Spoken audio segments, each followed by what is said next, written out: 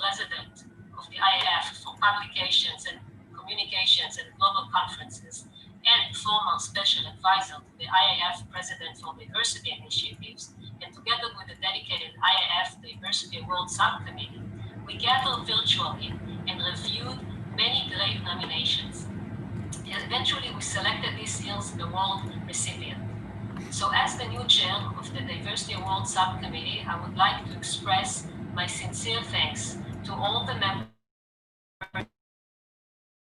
together. Now, I would like to hand over to Mary Snitch, former chair of the Excellence in Diversity of the Subcommittee Award and Vice President of the IAF, to announce this year's award winner. Mary, please.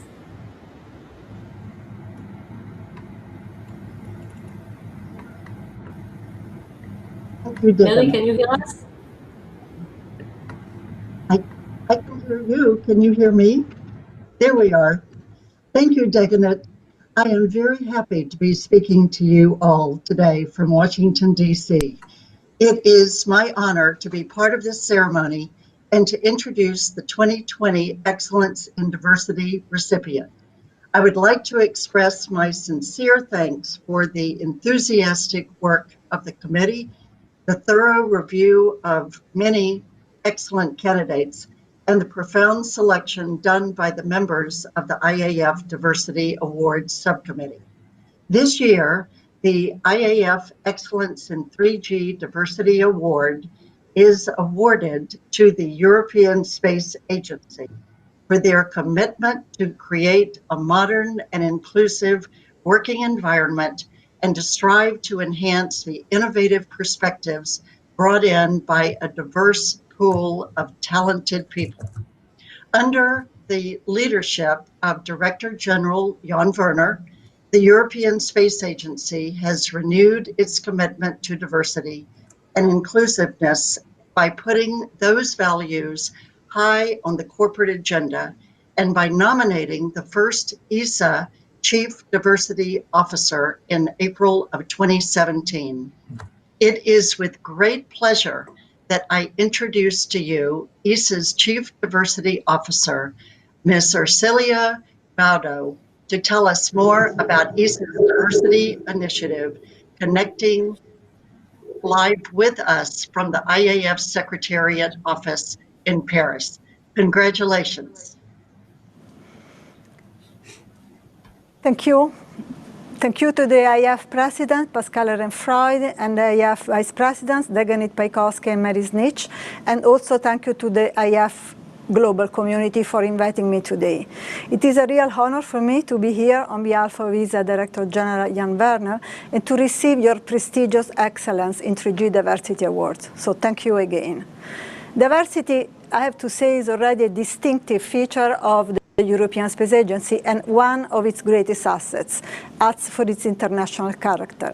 We have people from 22 European member states and Canada talking more than 14 different languages, working together and be able to do magic.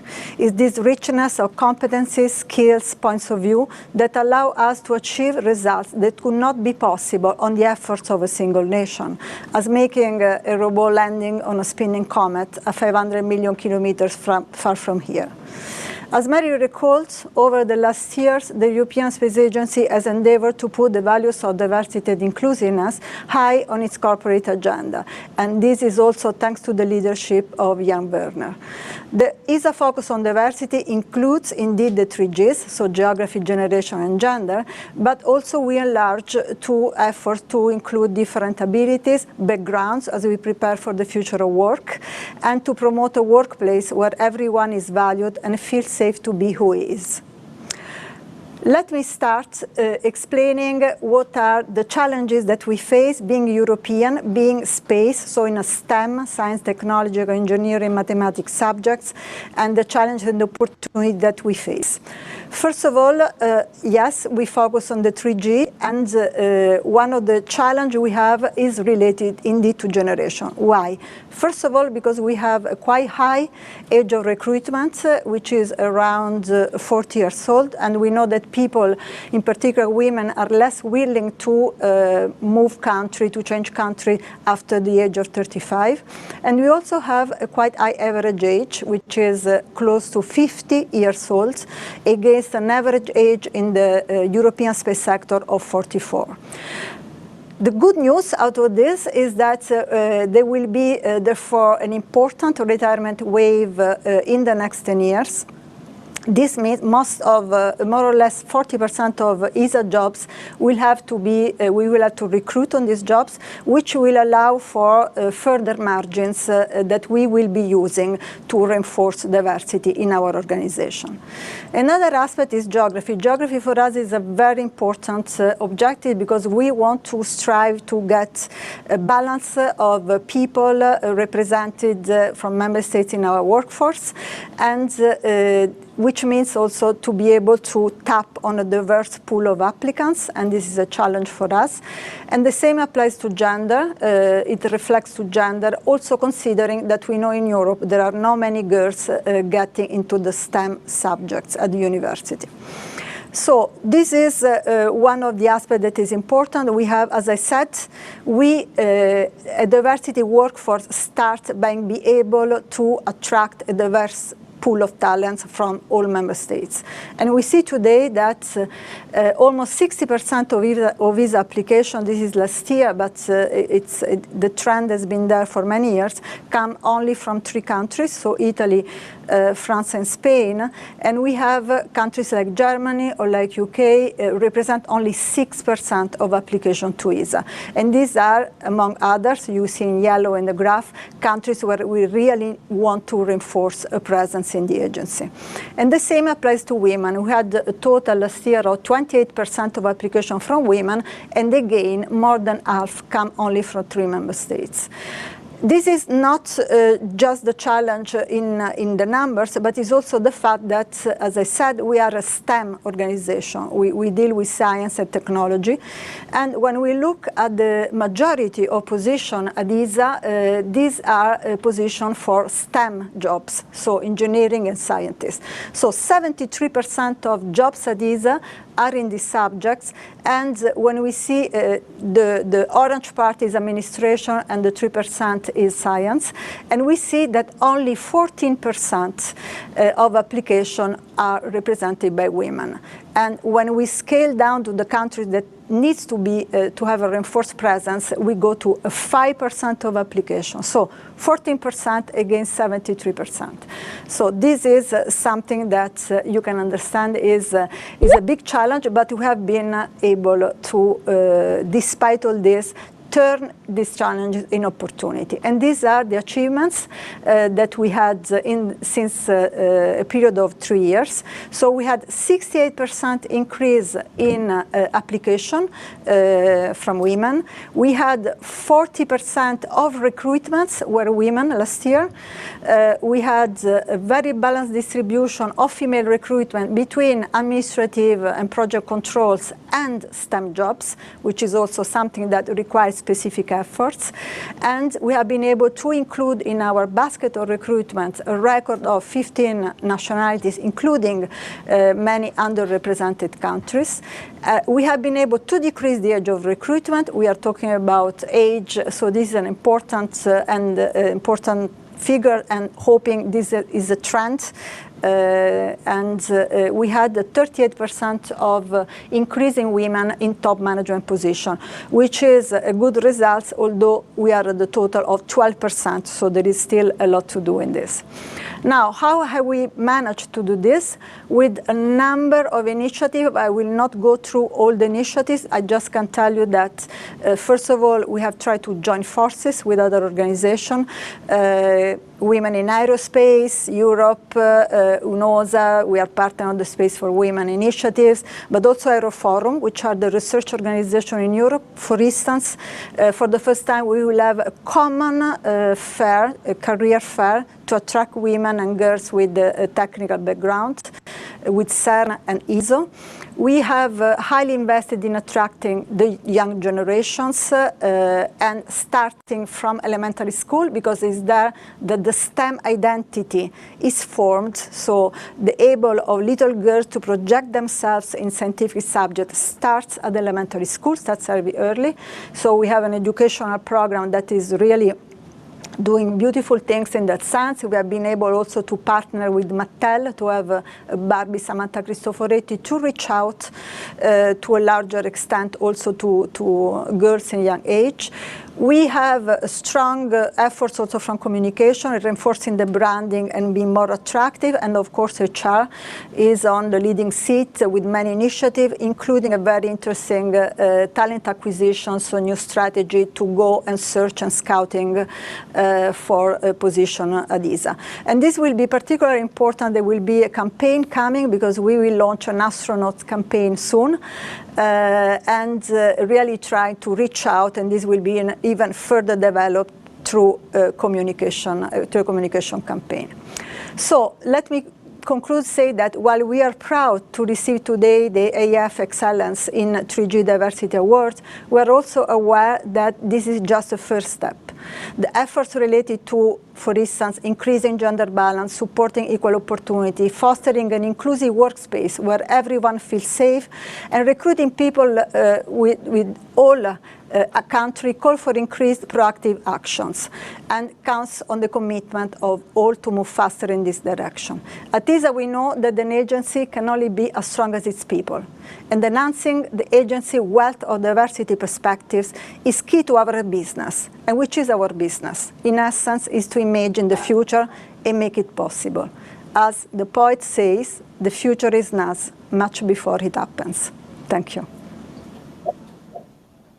Dear Silvia, on behalf of the International Astronautical Federation and of our live online audience, I would like to thank you very much for this really inspiring presentation on ESA's diversity initiatives. It was wonderful to have you here, and it is a great pleasure to hand over to you the IAF Excellence in 3G Diversity Award statue. I hope this recognition through this award will be of inspiration for all our IAF member organizations to focus even more on the importance of supporting and creating a diverse workforce. Congratulations again, and thank you very much.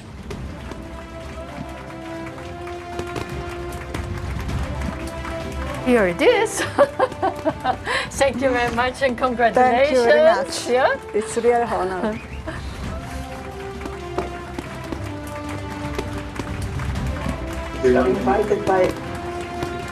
Just got invited on LinkedIn by a certain William Calhoun.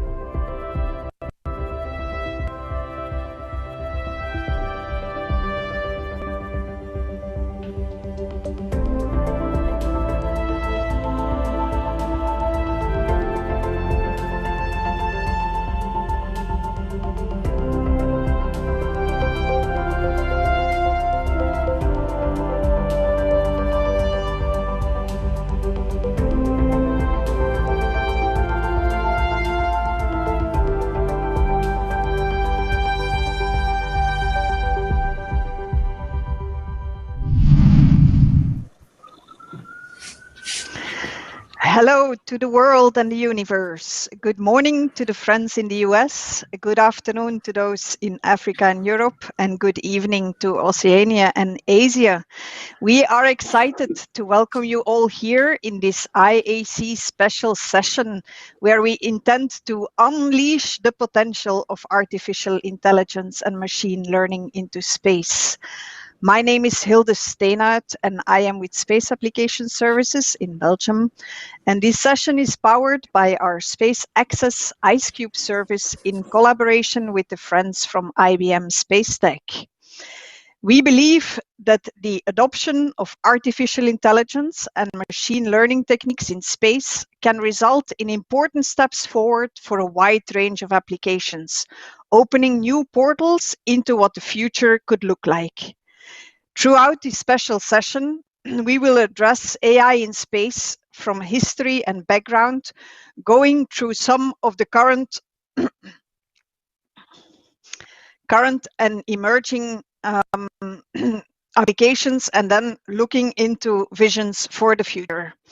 For that, we have a great lineup of speakers. We will start with William Carbone, who leads business development for global automotive, aerospace and defense industries at IBM. He will talk about aerospace industry point of view and address market dynamics and key opportunities which are relevant for the topic.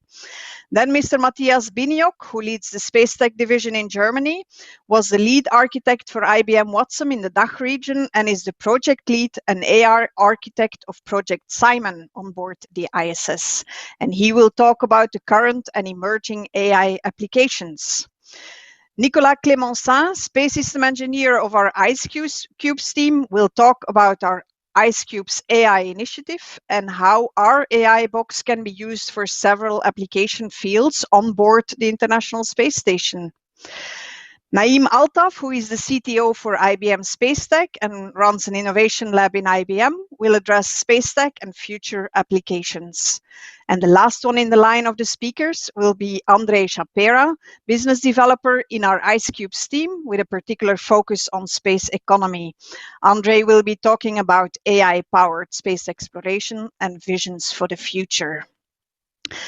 However, we want this special session for sure not to be a lean back and listen only session, but we want it to be an interactive session, as the scope is to issue a white paper on unleashing the potential of artificial intelligence and machine learning into space based on the results of this session.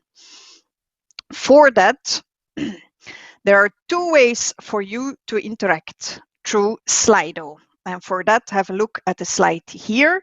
If you have not yet opened Slido, now is your time. Either scan the QR code or open the Slido website at the bottom and put in hashtag IAC 2020. Many of you probably know already how to do so. If not, here is your chance. You could do so either in a separate tab or screen or on your phone if you like. There you can put all of your questions during the session. You can both write your own question or weigh in on which other questions you want to have addressed during the Q&A session. Important, very important, is also to engage in our AI in Space survey. A list of intriguing questions has been prepared there for you, where you can never answer wrongly, but you can weigh in on some very relevant polls. The results of these polls survey will be the core of the white paper. So please do contribute with your vision and your opinion. And the survey is open for 30 minutes during this session. So go and find it now while listening to our speakers. So we will get started with William from IBM, who will give insight in the overall context of market dynamics and technology evolutions. William, over to you.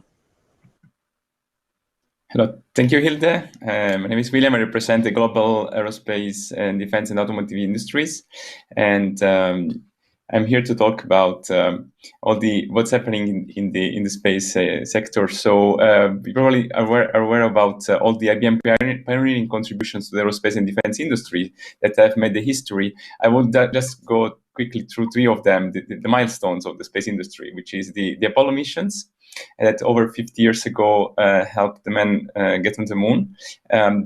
Maybe not all of you know that, for example, the Mars rovers, with a partnership with NASA, are having had in 2003 already the processor that had the probability, the ability to withstand conditions. So it was already a long time ago. And as we will see today later with Matthias, the Project Simon, which is also another milestone in the modern era of space tech. I would like to focus now on what's happening in the market dynamics part of the aerospace and defense industry. And we get this question asked a lot, like what will the market look like in 10 years? So with the COVID pandemic that really radically changed the market outlook for the aerospace and defense industry, we know that the size of aircraft, future commercial models, and the volume of defense budgets, really everything is under reconsideration during the global crisis. So we have also another aspect, and I will quickly drive you through 7 of these influencers of the market dynamics. We have also on the market consolidation part, the piece of M&A, which is supposed to get more intense. With the COVID, we also have more incredible pressure on the supply chain. And many of these will have to be saved to ensure continued aircraft deliveries. And we have seen how much the clients are challenged nowadays. Then we also have a look on production. At the forefront is operational improvement, and the second is cost reduction.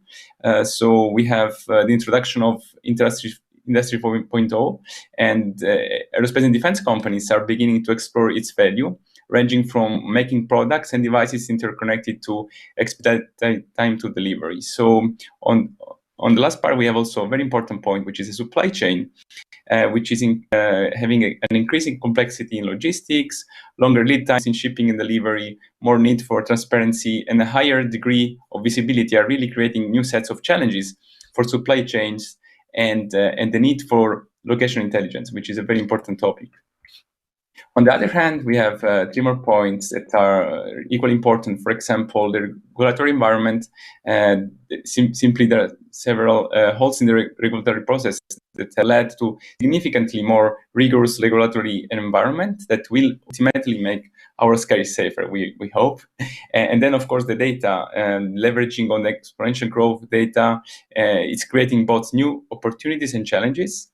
So we have also different intelligent workflows and humanized experiences that will require skills and architecture to use data streaming from IoT, media, and platforms in order to develop leading edge capabilities, as well as to gain new product leadership by really unleashing the power of big data. And last but not least, we have the technology evolution, which is a big topic today, and we will cover later with Naim and Matthias. We have also the fact that the COVID-19 crisis led companies who could leverage on technology to accelerate cost reductions through automation to ensure business survival, and then also to position the business to succeed in the next normal or in the new normal.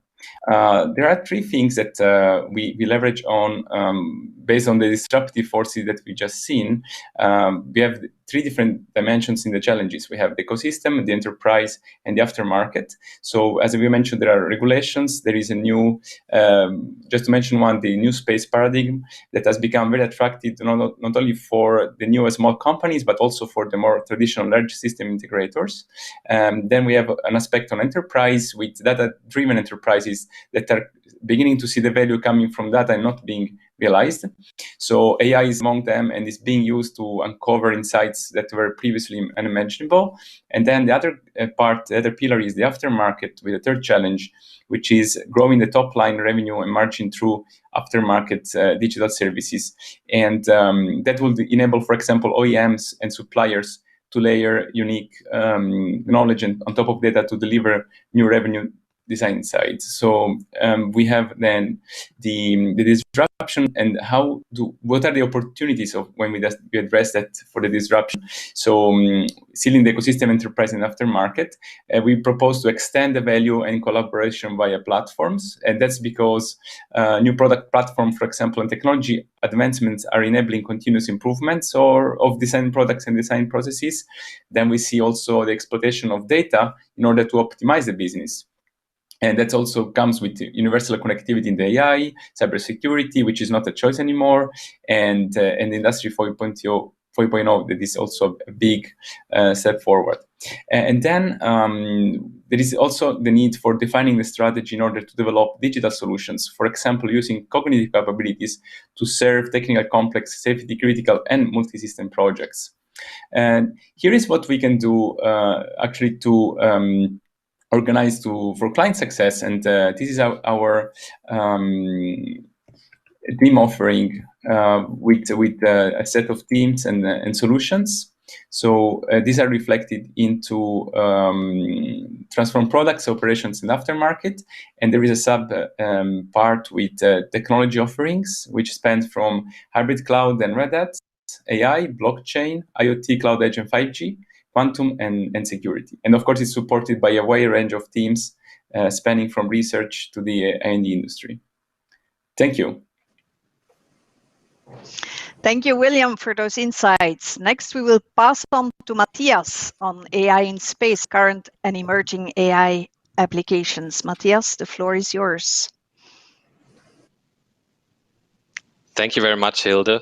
And yeah, I'm going to talk about what artificial intelligence and machine learning based on data science is actually doing in the future of space. So let's have a look at that. I have a few use cases. One of them is the most common one, I would say, it's anomaly detection. We want to detect anomalies, for example, avoid outages in order to avoid, of course, payload loss. One key point there is to reduce the false positive alerts because that takes a lot of time, and time is very precious. And therefore, also one of the key insights here is that with anomaly detection, you understand your data better, you understand what's actually happening in your satellites or in your sensors, for example. You can see that there are many ways how to do that. You can use auto machine learning, auto AI mechanisms.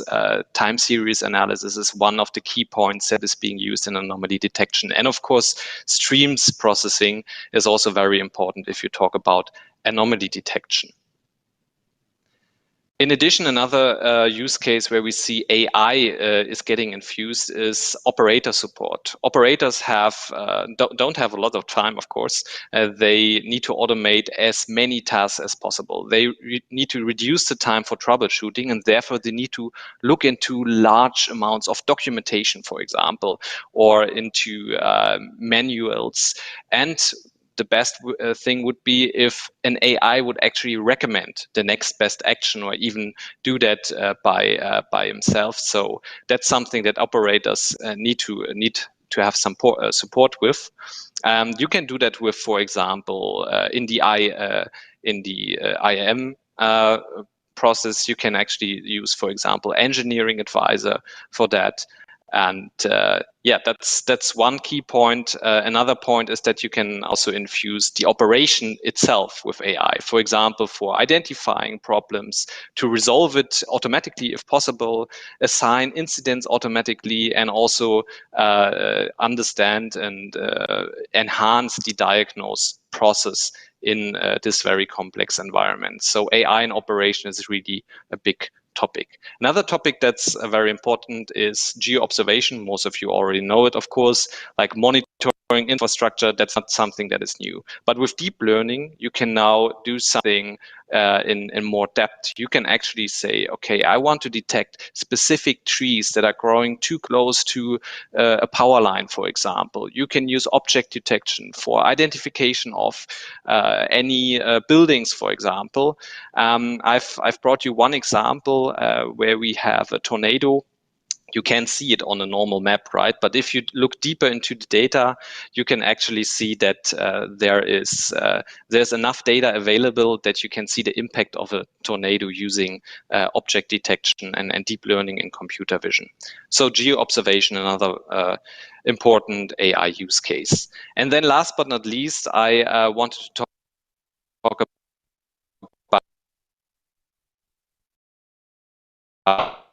built by Airbus Defence and Space, by the German Space Agency, and IBM.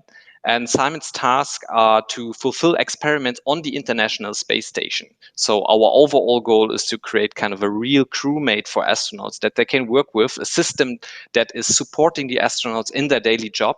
For example, Simon can also act as a mobile video camera for documenting experiments that are going on the ISS, and many more tasks. So this is kind of one glimpse into the future what AI for astronaut support can bring. The current status of Simon is very interesting. We launched the first version with SpaceX CRS-15 in 2018. We did our final testing, commissioning. We even have a second version of Simon. Simon 2 launched in December 2019, and we had our experiments in February this year, right before COVID. So this is something where we are continuously improving our capabilities in AI in space with Simon, with Airbus and the German Space Agency. Looking into the future, what are deep space missions talking when we are talking about astronaut assistance in space? So what we are planning, of course, we want to have Simon on a deep space mission. But as you might think or might know, if we are going to the Lunar Gateway, if we're going to the Moon, if we're going to the Mars, then we are actually also need to have an AI assistant for the astronauts, not only for the astronauts, but maybe also for the missions. So thank you very much for your time. Thanks so much, Matthias. Excellent. Nicola, I would pass now the floor to you to talk about our own IceCube's AI initiative.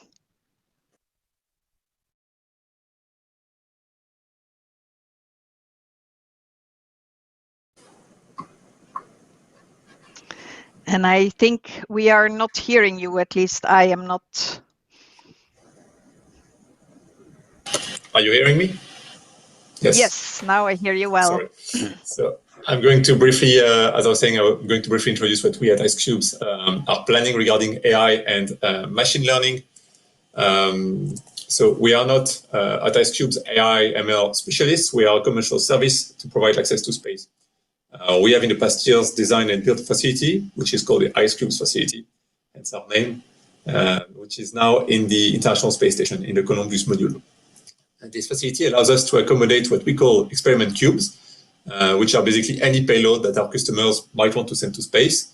We call them cubes because these payloads generally have a cube-like shape of 10 by 10 by 10 centimeters, so calced on the CubeSat form factor, or a multiple of that for experiments that need a bigger volume. And thanks to the IceCubes facility and our network infrastructure, our service provides electrical power to the experiment cubes and real-time internet connection. So that means that, in short, when a payload is sent to space and plugged to the IceCubes facility, we can turn it on, and then we have full access to it via TCP/IP from anywhere in the world, and 24/7 real-time connectivity. For instance, payloads are built with embedded onboard computers like Raspberry Pi or whatever else. They can simply be accessed via a VPN connection and controlled via SSH protocol. So that opens the door to a lot of possibilities and ideas, and the AI box is one of them. As briefly mentioned previously, there's a lot of possibilities for AI in space, and we think that AI and machine learning is underused at the moment in the ISS, and we think there's a lot of things that can be done with it. So our position with our facility now, currently in orbit, allows us to lay a first useful brick to bring more AI and ML development and applications to the ISS. So the idea is to send an experiment cube, which would be running some computer hardware designed to run AI and ML applications. And the idea is that we would leave that cube inside our facility as a mini AI machine learning server in a way. So thanks to multiple connectivity options which are offered by our facility, the server could be intrinsically connected to other experiment cubes or devices which would be outside the facility. So as you can see, we have Wi-Fi connection. We have, of course, a cable connection to any of the other cubes which will be connected to the facility.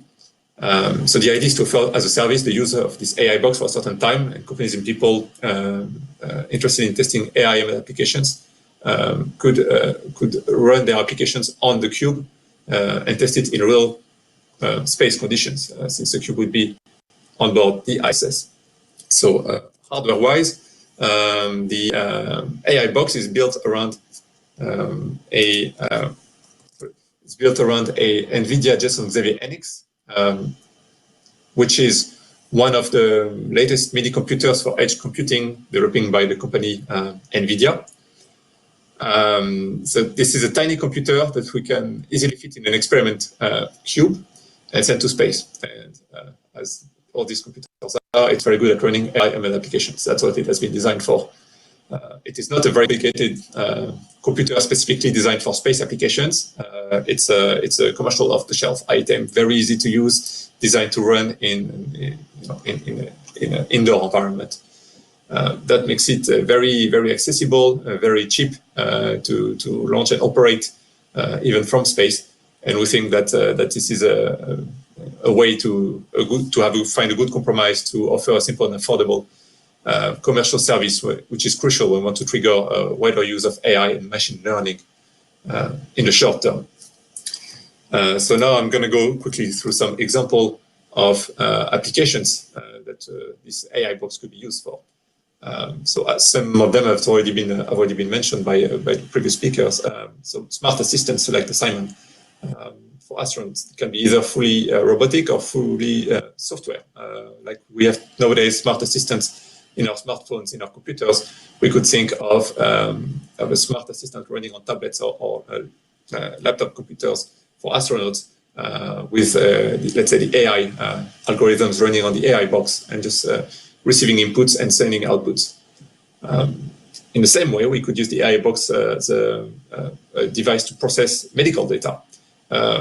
More and more AI applications are now running when it comes to the medical field to analyze health data from patients on ground in hospitals. And we think it would be a good idea to bring that to space. You can basically provide real-time diagnostics in the same way as you can do on hardware and software, which is another application.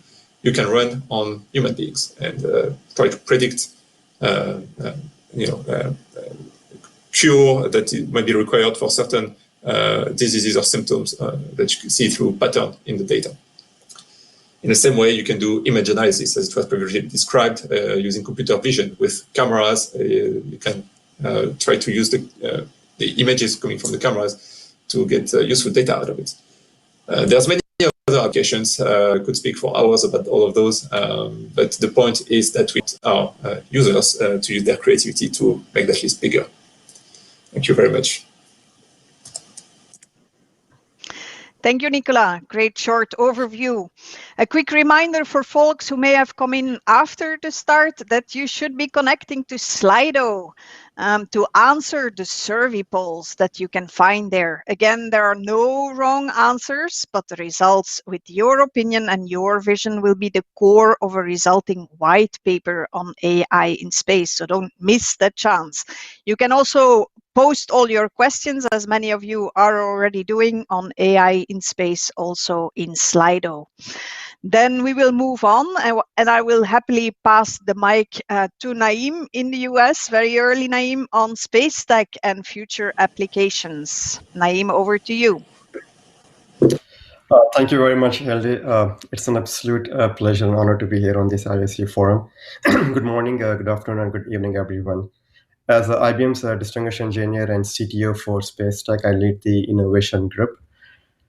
So I would like to briefly discuss a few technologies which will shape the future of the space exploration. All right. So over here, just to give you a quick overview, looking at the global space economy, in the next 2 decades, it's above $1 trillion industry. And looking at the landscape in the space, we have seen the public-private partnerships between NASA and the SpaceX, the Artemis program coming up, and the commercialization and the humans going to the space station as the private for space tourism. Then we also have this private commercial launchers, SpaceX, Rocket Lab, and emerging, and then mega constellations, Starlink, Telestat, and there are more coming in this space. So looking at the use cases in 4 broader areas, one being the blockchain. So for example, the space cargo space asset management, manufacturing, maintenance, configuration, space traffic management. So the basic idea, as you know, behind the blockchain is to provide the provenance and the auditability of all the complexities behind the logistics of these different kinds of things I've listed here. Then another one is a digital twin for the future as we look towards the Artemis program for the lunar gateways, landers, rovers, satellites. And this is because of the sensors and the networks we have available today on the ground. We can create digital twins of the objects in space. Then edge computing, which is basically doing all the satellites which are doing Earth observation data and doing analysis. And even there are companies who are thinking about putting data centers in the low Earth orbit. And last but not least, the quantum computing and looking at use cases here like the space collision avoidance or the space trajectory optimization. So we'll go into more details in these.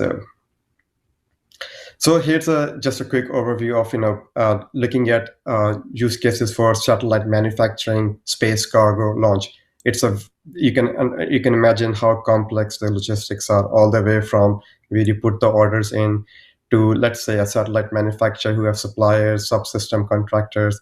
Then from there, you have the launch services provider, then the mission control center, and finally the satellite operations. But in between, you have all the contract signing, the purchase order, design specs, testing of all this equipment happening, and then all the different operational specs. And then you have the regulatory authorities involved, the insurance companies. So you can imagine how complex the logistics can be for getting to space. And this is where the blockchain can really help in digitizing all the elements in between and providing the provenance and auditing capabilities. So another use case here is the space traffic management data exchange. So as we are seeing, in just past 50, 60 years, we had close to 9,000 launches and or objects in the orbit, and 5,000 of them are active today. But now with these all mega constellations going up, we are talking about 30 to 40,000 of these satellites in next 3 to 5 years by different companies. So it's very important that we monitor and we know what's in the orbit. And different agencies in the world are tracking through their radars or telescopes. And the idea here is that how we bring all the information together through data exchange backed by a blockchain technology and provide the data curation on top of it.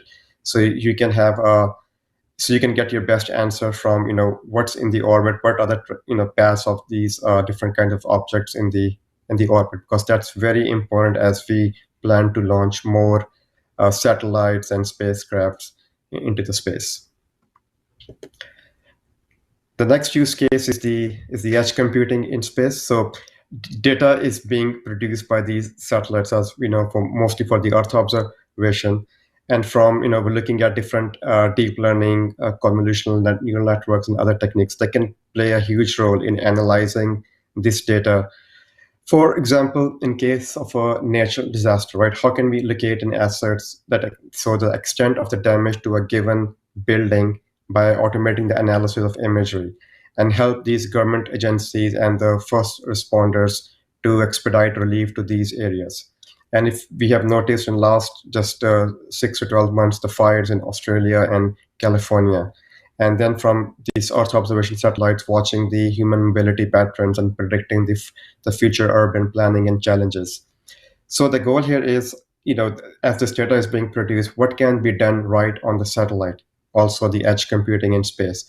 And then, for example, you probably have heard that most of the Earth observation which happens, 70 to 80% of the imagery, it's cloud covered on the planet, right? So how can we filter out those images right on the satellite and then downlink only the images which are of useful, or the data which can provide some insights. The next use case over here is the space situational awareness. This is a very hot topic. I mean, this is an umbrella of where we talk about space debris, space traffic management. So just 3 or 4 weeks ago, the International Space Station had to maneuver. That was a third maneuver just this year alone. and because there was some upper stage from a previous rocket which was coming in its path, and the astronauts had to go into the rescue mode, to get out of, do all the operations, right, to get out of or eject from ISS. You can imagine it's a very, very costly operation. So we just open sourced a project. You can see the link below. Basically, the idea here is the space mission readiness. Our approach is to improve the orbits prediction using machine learning methods. We are not predicting the orbits per se, but we are creating models which can find the errors which are incorrectly predicted for the objects for the future location. So we have like two types of baseline models. One is a physical baseline model for predicting orbits. The second one is the machine learning model that is trained to predict the errors in this physical model. And based on this application, we have put the conjunction search as well. So you can go and if you click on spaceorbits.net, you can go and click on your objects and say which of the two will come close to each other within, let's say, 5,000 miles or something. Thank you, Naeem. Very interesting. We'll transition to the last speaker, Andre, who will bring insights or ask questions rather on AI-powered space exploration and visions for the futures. Andre, to you. Thank you. Can you hear me well? All right. So, well, a lot of questions, very few answers, close to no answers. So now that we've seen some of the current and emerging applications for AI in space, I'd like to invite you to reflect upon some of these big themes and questions out there. And we try to capture some of them in our survey. So I hope you're filling in survey. So hurry up. And these are just some of the trends that we are witnessing, some of the themes and the trends that are picking up speed, gaining momentum. So we're talking about disruptive technologies and emerging commercial markets in space and democratization of space technologies and new players joining the game and public-private partnerships for space exploration. So if we do this right and ride this wave in a sustainable manner, this could be the dawn of a new era. So what would Industry 5.0 look like and Space 5.0? And at what stage would we call ourselves Humankind 2.0? So the past 30 years have brought tremendous technological changes, and one can only speculate on what the next 30 years might look like. Our intelligent space machines would fulfill various roles, and we could group most of these applications under three categories, or let's say three dimensions. So there's exploration for exploration and knowledge and answers and research. Also exploitation in order to become self-reliant and sustainable in the outer space, providing the foundation and infrastructure for exploration. And then observation, which is still exploration, but let's say in a more passive mode, if we build, for example, the required infrastructure for astronomy and better understanding of the universe on the far side of the moon. So we would have the adventurer type of AI, the industrialist type of AI, and let's say the philosopher type of AI that is contemplating the secrets of the universe on the far side of the moon. So just a few. I would like to take you 30 years into the future. Of course, we cannot predict the future. We can dream about it and we can make it happen. And what would space exploration look like in 30 years from now, using all these capabilities and exponential technologies? So we could envision a wide range of automated or AI-assisted activities, either through human-machine partnerships or simply fully robotic. So basically, and also human-machine or brain-computer interfaces for spaceflight, AI probes that are scanning and exploring the solar system. Unprecedented amounts of data would be generated in this adventure, in this search. And maybe we could even see the first AI colonies or communities or swarm collective intelligences in space. How would they look like? We don't really know.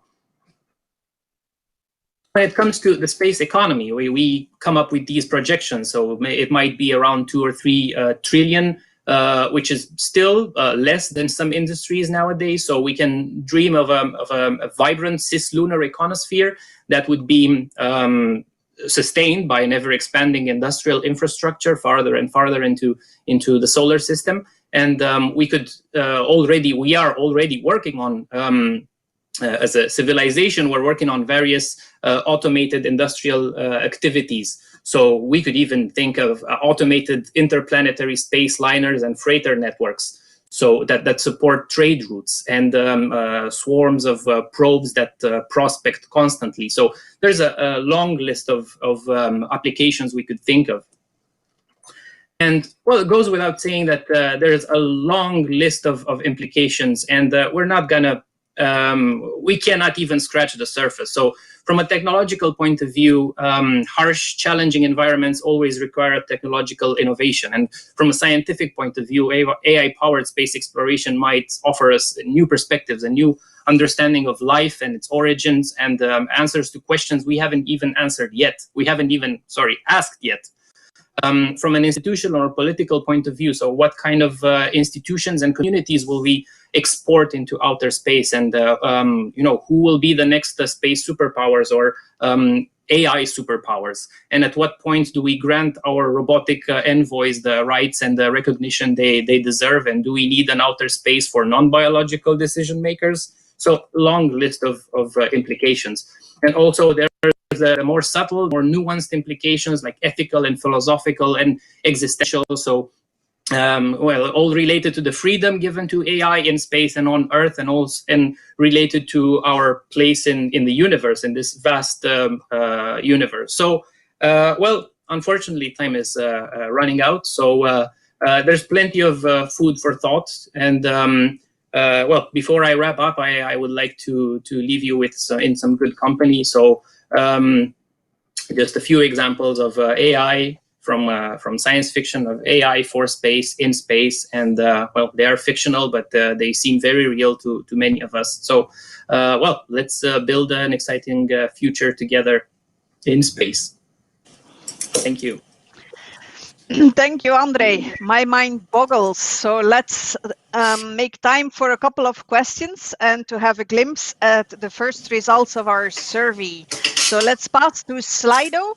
And I'll shoot immediately one of the first questions. And the question is, AI algorithms are often referred to as black boxes. Could you suggest some strategies to convince human managers and teams to trust an AI-based tool and fully integrate it within their process?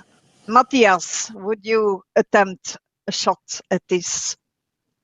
Yeah, sure. Yeah, the question about AI as black boxes is definitely valid. The question behind it is, okay, how can we explain outcomes of the AI models that we train? How can we ensure that we can trust the models and that we can actually look into them, that we have a kind of a transparency?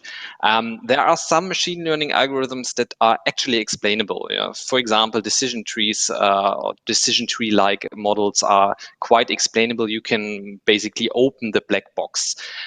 But if you're using deep learning, it's more difficult.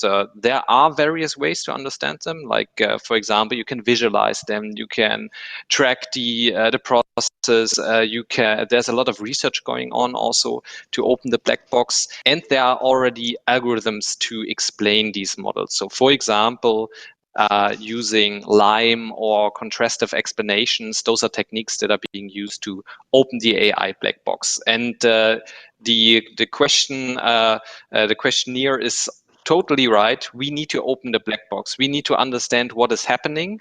We need to be able to rely on these models. We don't necessarily need to understand everything, but we need to rely on them, and we need to know that the outcomes of the models are always at least explainable and understandable for us, and that we can trust them. That's the key behind trust and transparency in AI. Very nice, intriguing. Thank you, Matthias. The next question from Dominic in Germany. Hi, Dominic. The question is, in space, redundancy is important. So if two AI are running hot redundant, which one will take decisions? Maybe Naeem?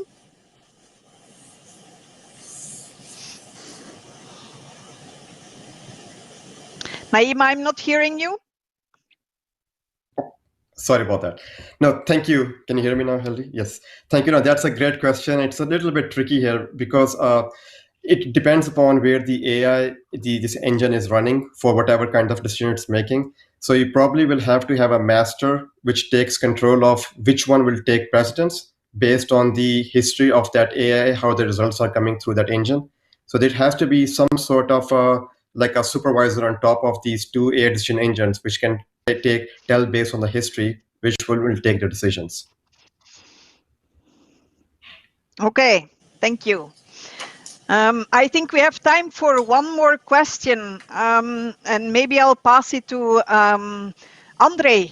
Andre, an ethical question. So how can certain ethical guidelines, such as Asimov's laws, or an extension of such, be implemented and interpreted by a machine learning or AI? And are there examples of applications of such guidelines in current operation, and should there be? Well, yeah, that's a tough one, and it's probably one of the most elusive ones. So, I mean, this is not just a question of programming. It's not just a technological matter. This is also a philosophical matter that we also need to address. I mean, what are we actually do? Can we agree on a set of principles that are universal and that they represent our search for knowledge and for can we come up with a basic set of rules to regulate these machines that would be our creation? So from an ethical point of view, I mean, it will take a super team of philosophers and thinkers to come up with something which is, an approximation of some common ground. So these are open questions. I'm very interested in knowing more about these. It is obviously an intriguing topic, AI in space, and we can see that also from the amount of questions and the amount of questions we will not be able to answer now. However, we will follow all of these questions and include them in the white paper. So I want to say thank you to the speakers and to the active contributors. And I want to say thank you to all of you that have completed the survey. It looks like that might be close to 100 people already. So the results of the survey and the white paper on the topic will be made available to you. This special session is also set up to boost AI in space community. So if you want to be an active part of this community and or receive the white paper and the survey results, don't hesitate to send us an email to the IceCube's mail address on the top for this scope. And please stay connected with an AI in space community to create a visionary future and answer to all of those questions that are very intriguing. Thank you to the audience for tuning in, and thank you for IAC for this special session. Bye to all.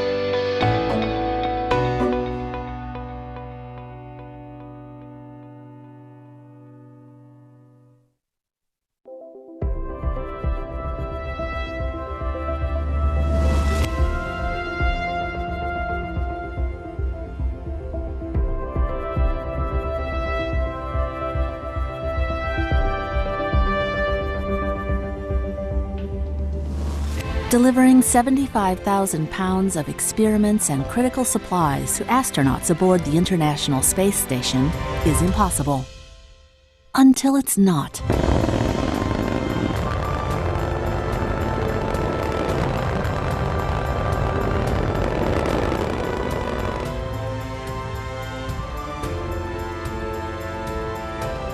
Defining possible in space. Northrop Grumman.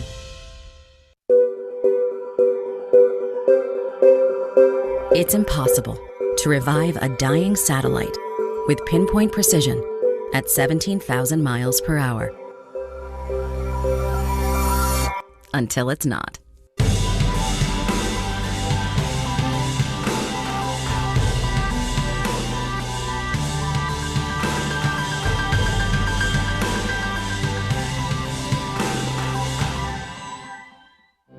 Somewhere past the edge of convention, beyond the boundaries of tomorrow, lies a special kind of impossible. A kind of impossible where pioneers forge ahead. Where no idea is too bold and no challenge too great. Because making a 200-ton airplane disappear is impossible. Until it's not. Predicting cyber attacks before they happen is impossible. Until it's not. And solving the mysteries of the universe is impossible. Until it's not. It's our job to break free from what is to what could be. Ready to lead the boundaries of what's known. To define possible.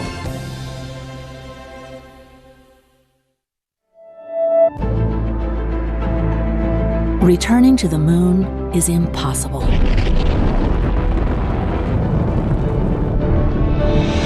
Until it's not.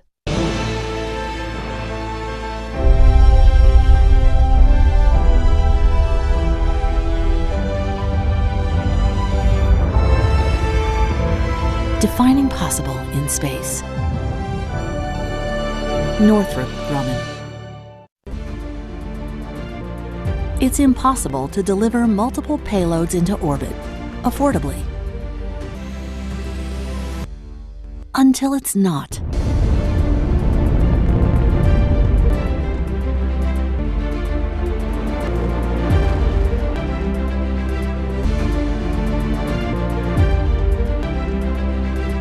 Defining possible in space. Northrop Grumman.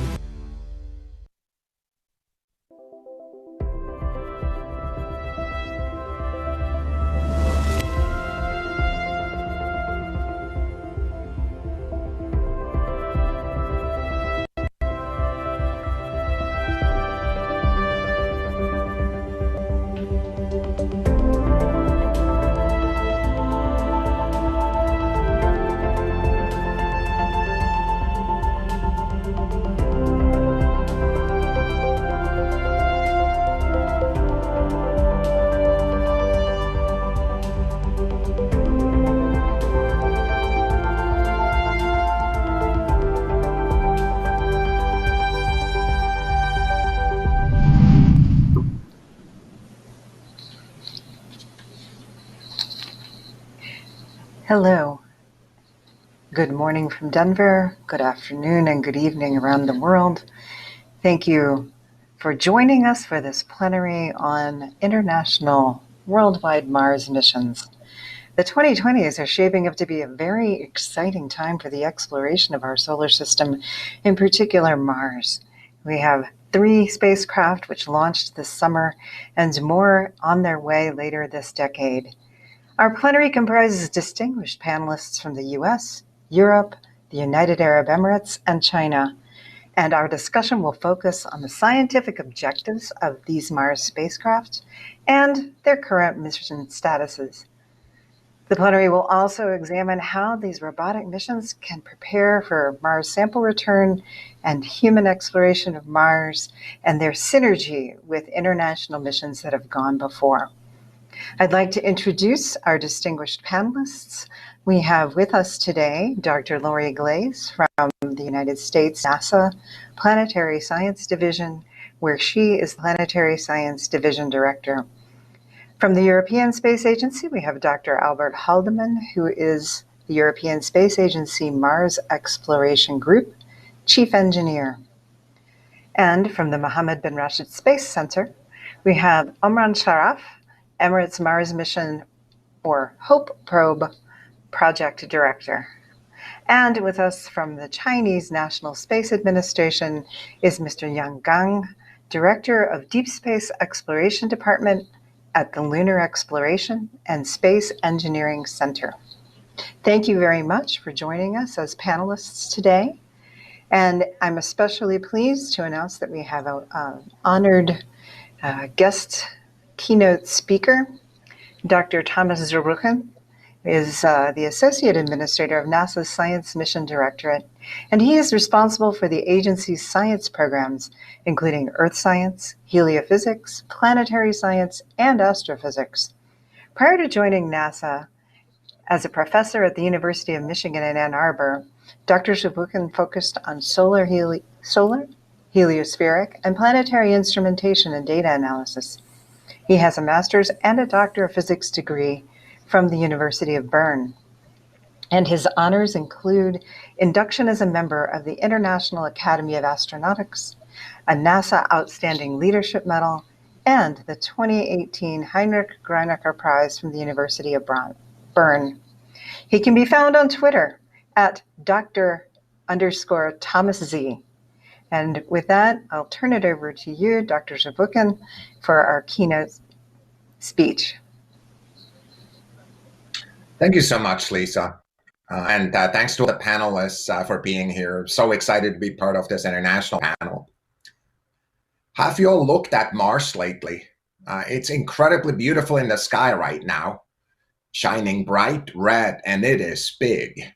But of course, Mars has been shining on all of us and our parents and grandparents and so forth for millennia with the same brilliance and with the same awe. In fact, we read about Mars in historic records around the world, and it is much more beautiful to all of us because we learned so much about it since, and especially also because of what we seek to learn as an international community next. That is the topic of this session, as you said, Lisa. In July this year, while many of us were under lockdown during a global pandemic, citizens around the world witnessed 3 launches of China, the United Emirates, and the United States to Mars, and all in the same month. While we will be joining NASA, ESA, and ISRO missions already in orbit and on the ground, never in history of humankind have we had the convergence of international capabilities and expertise that we now have on the red planet. We at NASA are proud with our partners of the 5 successful flybys, 7 successful orbiters, and 8 successful landings on the red planet, and it is inspiring to be leading together with ESA the first sample return from Mars in this decade. As with this experience extending over decades with spacecraft orbiting on the surface of Mars, we are fully aware of the challenges these missions pose and the different ways of addressing them. At NASA, we're exploring as one by merging our human spaceflight science, space technology, and aeronautics capabilities together to go to the moon and to go to Mars with commercial and international partners as part of the Artemis program. While our approaches to Mars challenges may differ because of our individual national scientific and engineering cultures, I believe we are united by the knowledge of the great benefits we receive in partnering internationally on lunar and Mars exploration, including sharing the burden of cost and risks, but also in sharing the awe and wonder of discovery. There are many mysteries left to reveal, and we're building closer relationships here on Earth by moving forward together with innovative and dynamic joint lunar exploration programs that will feed forward to advance our scientific knowledge for the good of civilization, and by doing so, support human exploration deeper into the solar system while improving life on Earth. Later in the panel, our Planetary Science Director, Dr. Lori Glaze, will talk about how NASA is projecting humankind's vantage point using our international campaign to visit Mars with robotic landers, rovers, and sample return missions. NASA is grateful to be able to lead these activities in collaboration with a host of nations and that are based on commonly shared principles. Yesterday, we signed the Artemis Accord of norms and behaviors to reinforce the Outer Space Treaty and will lead to more safe, transparent, and peaceful and prosperous future of space for all of humankind. Our shared principles ensure that all data are available fully, openly, and without restrictions. Science is for all of us, not just for one nation, just like looking at the sky. Our shared principles ensure that we are good stewards of our solar system as well as our Earth. And our shared principles ensure that we treat all partners with the same value and equity and respect as we do our individual scientists and researchers. These principles ensure, as I said, that all data are available fully, openly, and without restrictions, and that at the international community, we have our core scientific discovery and exploration at heart as we making progress towards innovation and partnership and inspiration. Ultimately, what we do is not only educate, we inspire. We want to explore just like we observe Mars in the sky, together, each bringing our best to the benefit of all. I will now turn it back to Lisa and wish you a very successful panel. I will switch off my video eventually and listen to you as an audience member, just like most of us here online. Thanks, Lisa. Back to you. Thank you so much, Thomas. That was very inspiring and a fabulous introduction to our upcoming discussion. Before we go to that discussion, each of the agencies has provided us a video that will give us sort of the context for the discussion we're about to have. So if we could go to the videos in the order that we had them arranged, I believe we have the one from the Mohammed bin Rashid Space Center, followed by NASA, followed by the Chinese National Space Administration, and the European Space Agency. فنحن لا نعرف اليأس ولا المستحيل، فلهذا كان الاختيار على الاسم مسبار الأمل.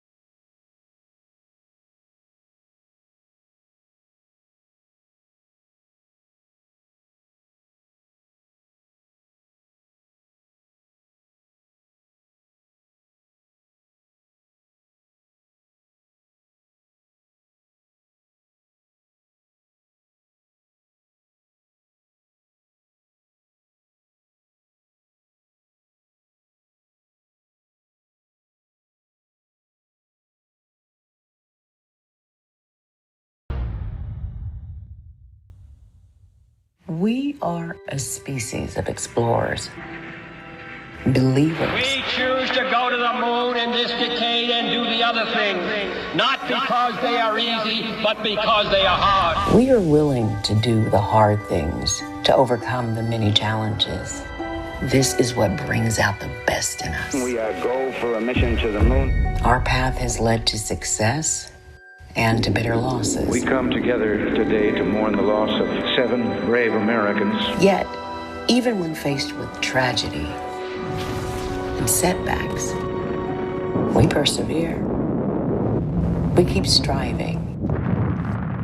we keep believing. From space, we see our planet as a whole. We see the challenges facing it, and we face those challenges together.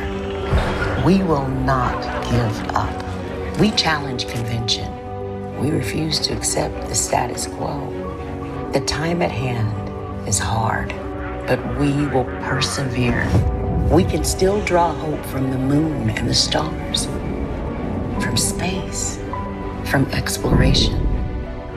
There is a new day beyond the challenges we face now. Curiosity, insight, spirit, opportunity. If you think about it, all of these names of past Mars rovers are qualities we possess as humans. 10, 9, we have ignition sequence start. But if rovers are to be the qualities of us as a race, we missed the most important thing. 3, 2, perseverance. launch commit, liftoff. We have liftoff. We are a species of explorers. We will meet many obstacles on our way to Mars. But as humans, will not give up. We will always persevere.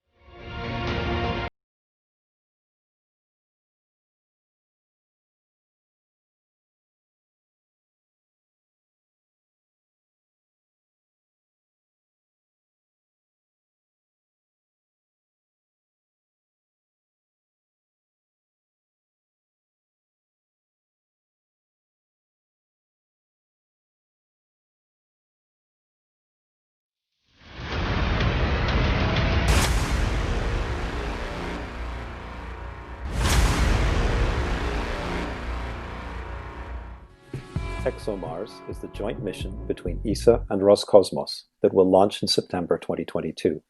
After separating from the carrier module and following an entry and descent slowed by a heat shield and parachutes, the final propulsive landing will be in Oxyaplanum on Mars in June of 2023.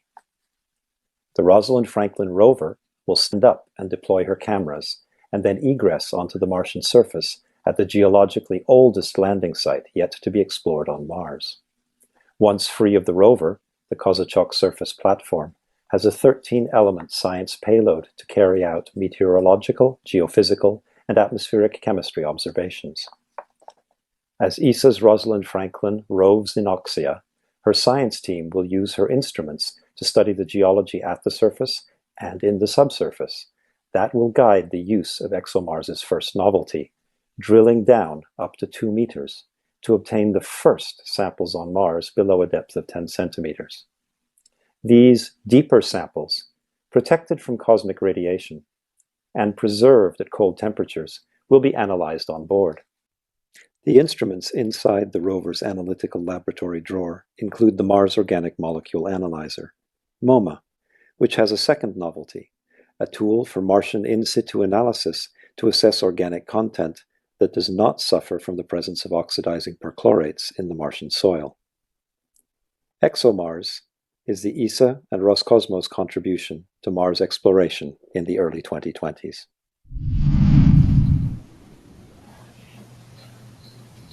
Welcome back. Those were very inspiring videos, and I thank each of you for sharing them with us. We're going to start with some questions. I'm going to let you lead off, Amran, with your responses.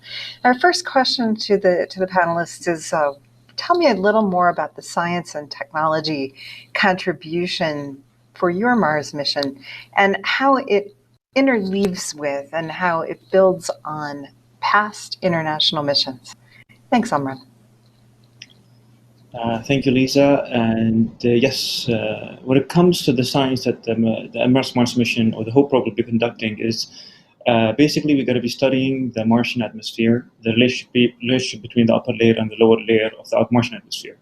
The questions that we came up with was based on previous missions. So the questions that we came up with was based on the discussions that take place in MEPAG within the scientific community. And in close consultation with them, that's how we came up with that. In hope that once we get the answers for these questions, that future missions will also be designed around the answers that our mission will be getting, and which will be generating new questions. So basically, as I mentioned, we'll be studying basically the relationship between the lower layer and the upper layer of the Martian atmosphere at different times of the day, at different seasons. It's something that the scientific community is looking to have, and it will help us in understanding the different aspects of the Martian atmosphere and the sort of the ancient history of the Martian atmosphere. So this is when it comes to the science. When it comes to the technology, the platform that we came up with was based on a new approach. As was highlighted in the video, we had only 6 years to deliver this mission. It's the first time that the UAE sends a mission to Mars.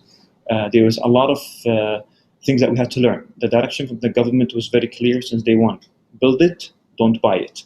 So we had, and the direction was learn from others, work with others, and come up with a new model of conducting such missions with a limited budget and a limited time frame.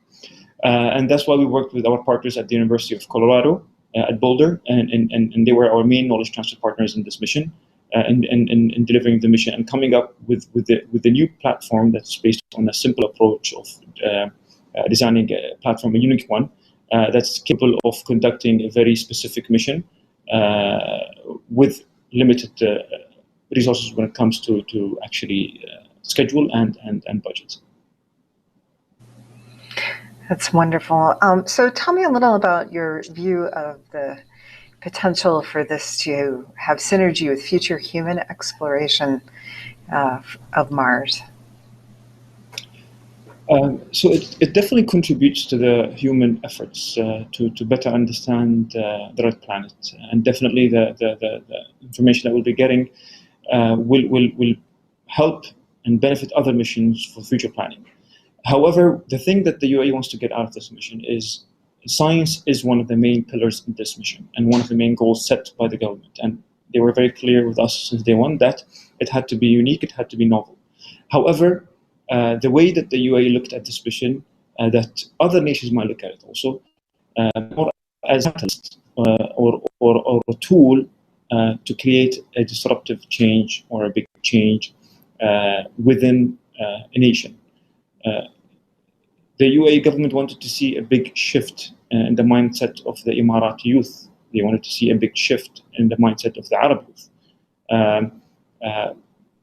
It's about designing and planning for the future of the UAE, the future of our economy, and also addressing the national challenges that we have when it comes to water resources and food resources. So the country wanted to build a strong science base in the country with the scientists here and engineers here capable of developing advanced systems. So it looked at space and it looked at Mars as a way or a mean to speed up that process and create the ecosystem needed for an advanced science and technology sector within the UAE. So in the future, a lot of the missions will most probably be catered to answer scientific questions. But then again, a lot of the activities taking place have to also at the same time satisfy other requirements and other goals that are linked to challenges we have on Earth. And the approach and the model taken by the UAE, which was basically based on international collaboration. If it was not for international collaboration and working with others, we wouldn't have been able to reach where we are today within the mission. Instead of doing everything from A to Z, we worked with others. We built the spacecraft in partnership with our knowledge transfer partners at, as I mentioned, the University of Colorado Boulder and also at Arizona State University and University of California, Berkeley. But then also we used the launch services from MHI, a Japanese company. We are utilizing the Deep Space Network. So this is I think what this mission will be bringing to the future mission about a new approach of doing things. Thank you so much. So, Dr. Glaze, please tell us a little more about the science and technology contribution of Perseverance and how it interacts with the knowledge we've gained from past and current international missions. Thanks, Lisa. Happy to. So the Perseverance rover at its heart is a mobile geologist and a mobile astrobiologist. Meaning that it's really the main focus is trying to better understand the geologic history of Mars and how it has evolved over time, and then also understanding the astrobiology potential of Mars to understand whether or not at our landing site in Jezero Crater there might be preserved evidence of the early beginnings of life that may have occurred about 3.5 billion years ago. And the Perseverance rover really builds on all of the prior missions, all of the international missions that have gone before, that have continued to provide new information, new knowledge, and new questions about Mars, and have really prepared us to be ready at this point to conduct the astrobiology experiments that we hope to conduct on the surface of Mars. Has really helped prepare us to ask hopefully we believe the right questions and bring the right instrumentation with us to really characterize the astrobiology potential of landing site in Jezero Crater. The new technologies that we're bringing along are directly related to that astrobiology goal, in that we have some complex drilling and sampling equipment on board the Perseverance rover, because actually Perseverance will be the first step in an eventual Mars sample return mission.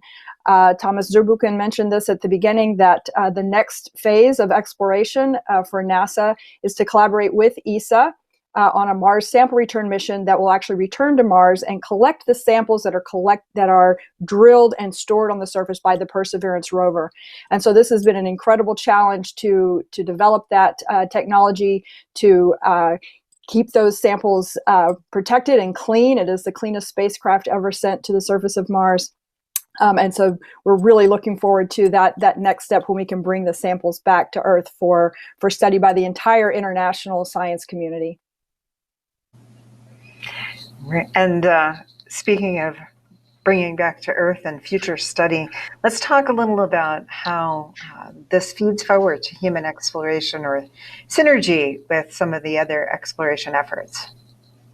It's a great question, and Perseverance did have, as another one of its major goals, is really to demonstrate technologies and prepare for human exploration.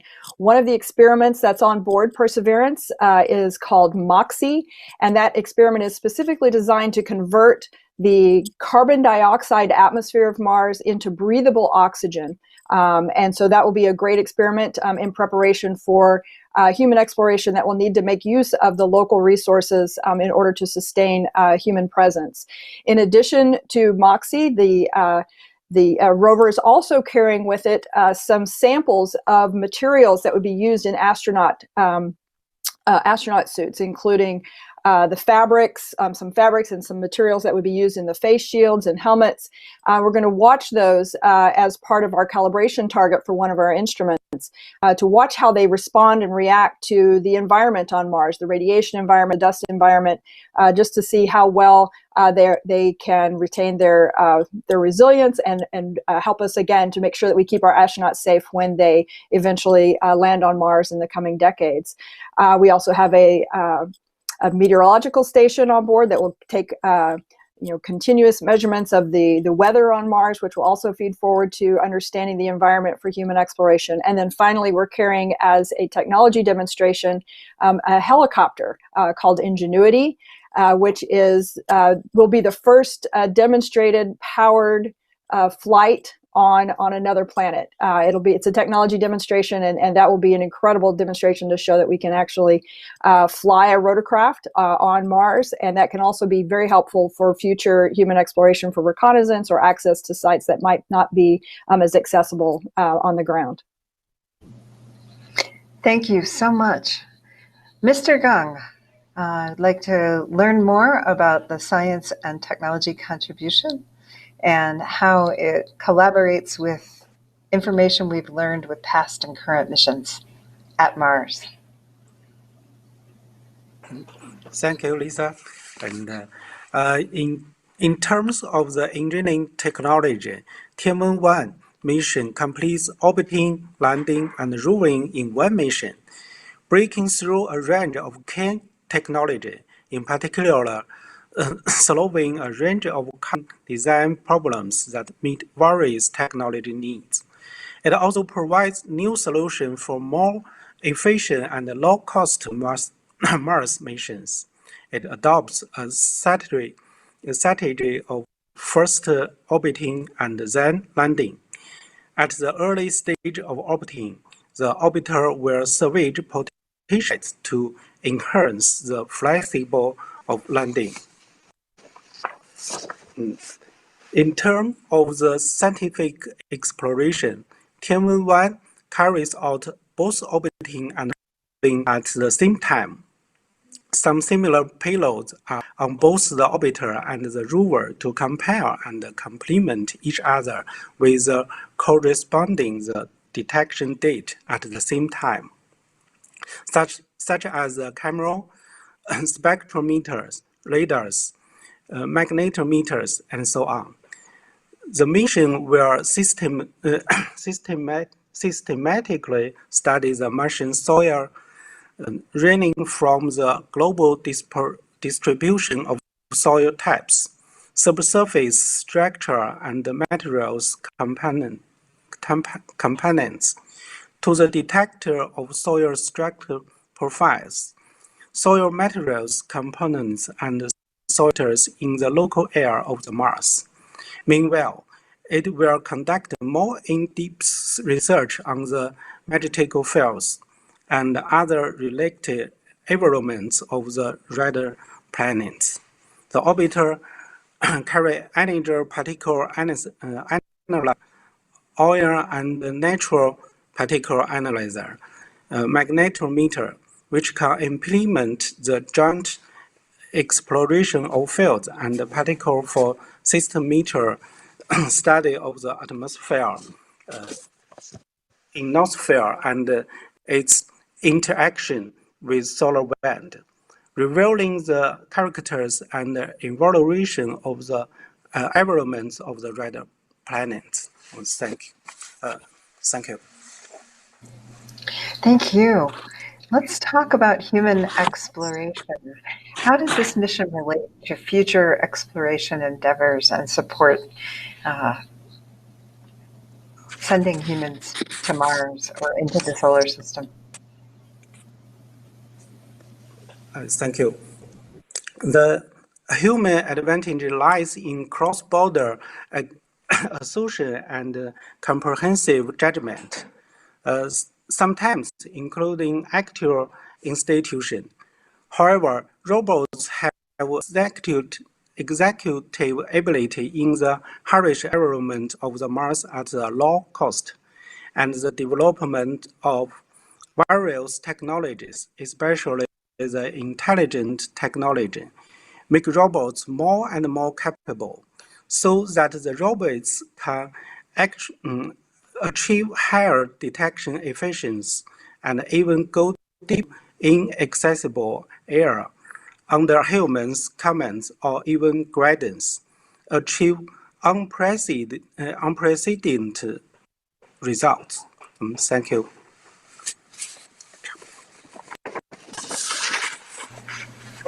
All right, Dr. Haldeman, please tell us more about the scientific and technological goals of the European Space Agency's upcoming Mars missions. So ExoMars is a technology demonstration mission and a science mission. It has 4 technological objectives, which simply stated are to land on Mars, to rove on Mars, to drill on Mars, and to analyze those samples on Mars. Combined with that is the evolution of ExoMars over the last decade and a half, has paralleled, the scientific objectives are in parallel or synergistic with those of NASA's missions and the Chinese mission, as well as the orbiting missions like that of the Hope probe. So when we land, our ambition is to search for evidence of life, and to do that we have to characterize the geology of the landing site. What we will have that's novel with our mission is that the selection of the landing site is already somewhat older than the other landing sites selected so far.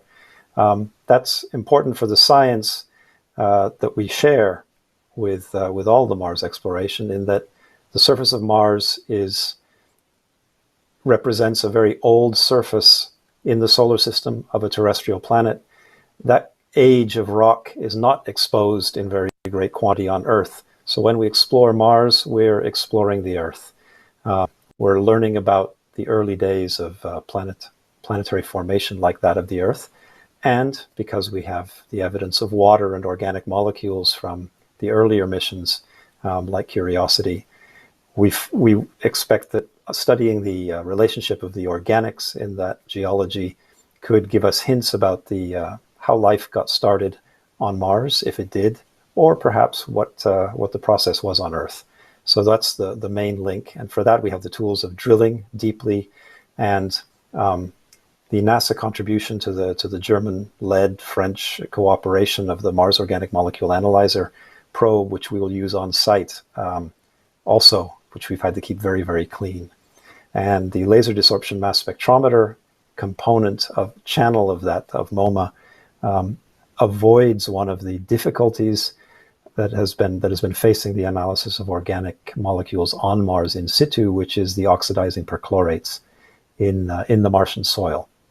And so we're going to take that step forward, standing on the shoulders of all the predecessors, and this time around also join the company of countries and space agencies, this time in cooperation with Roscosmos, and we intend successfully landing on Mars. That's fabulous. Thank you. And the final question to you is, how does this feed forward to human exploration? What is the synergy there? So yeah, human missions to Mars are indeed a long-term goal for both NASA and ESA, and I assume other ambitious space agencies around the globe. The know-how developed by all of these precursor robotic missions is what we need. We need to build on the experience of Perseverance, of the Hope probe, of Tianwen, and ExoMars, and that is sort of those elements, the steps, the things, the people who build those missions, the things we learn, is the know-how we need to expand the human presence into the solar system. Mars sample return will be a next step cooperation between NASA and ESA. That will be the first round trip to Mars with the ESA contributed Earth return orbiter. But what we're really doing is building international know-how for exploring beyond Earth. And what's really inspiring also in this panel and in the videos, it's the machines so far, just the machines go to Mars, but there are hundreds or thousands of people on Earth who contribute to these missions, and that's the know-how. It's the human know-how and the excitement that all of those people feel in achieving Mars exploration that really is I think the main contribution that we all achieve with these robotic missions. Thank you so much. So we have about a minute or so left, and I have a question from the audience. So I'm going to put this out to whomever wants to answer it. So everybody, jump in. Why is it so important to bring samples back from Mars? Why is that a priority for international community? I throw that to. I see Lori reaching for her mic. Go for it. It's okay, and then others can add. But as we've shown, as the world community has shown with other samples that have been returned in the past, for example, the Apollo samples from the moon, bringing the material back here to Earth kind of changes the landscape for what we can do with our scientific investigations. The laboratory capabilities that we have here on Earth are much more complex and larger and more capable than what we can send to the surface of another planet.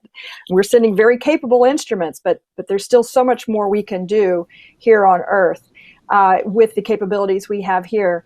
And in addition, once we have samples back here on Earth, they can be preserved for decades to come, for generations, for future generations of scientists to study using new technologies that we haven't even dreamed up yet.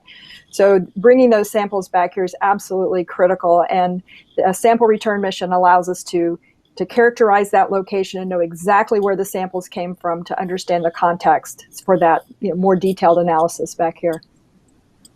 Thank you. Never has a moderator more wanted to answer a question herself. Anybody? We have just a few seconds before I thank you all and send us off, everyone else off to the next panel. Anybody have anything to add to the sample return topic? I'll just add that doing the robotic there and back again is the first step to figuring out many of the elements that will be necessary to go to Mars with people and bring them back. So it's a necessary step in figuring out getting that know-how that we all have the ambition to achieve to expand the human presence into space. Well, thank you all. I think that's a great way to wrap up this panel. We are looking at science now, science in the future, fully international collaboration of working with others and developing the know-how and technologies and scientific data we need to eventually send humans as well. This has been a terrific opportunity for me to speak with and learn from all of you, and I appreciate your time and your participation today.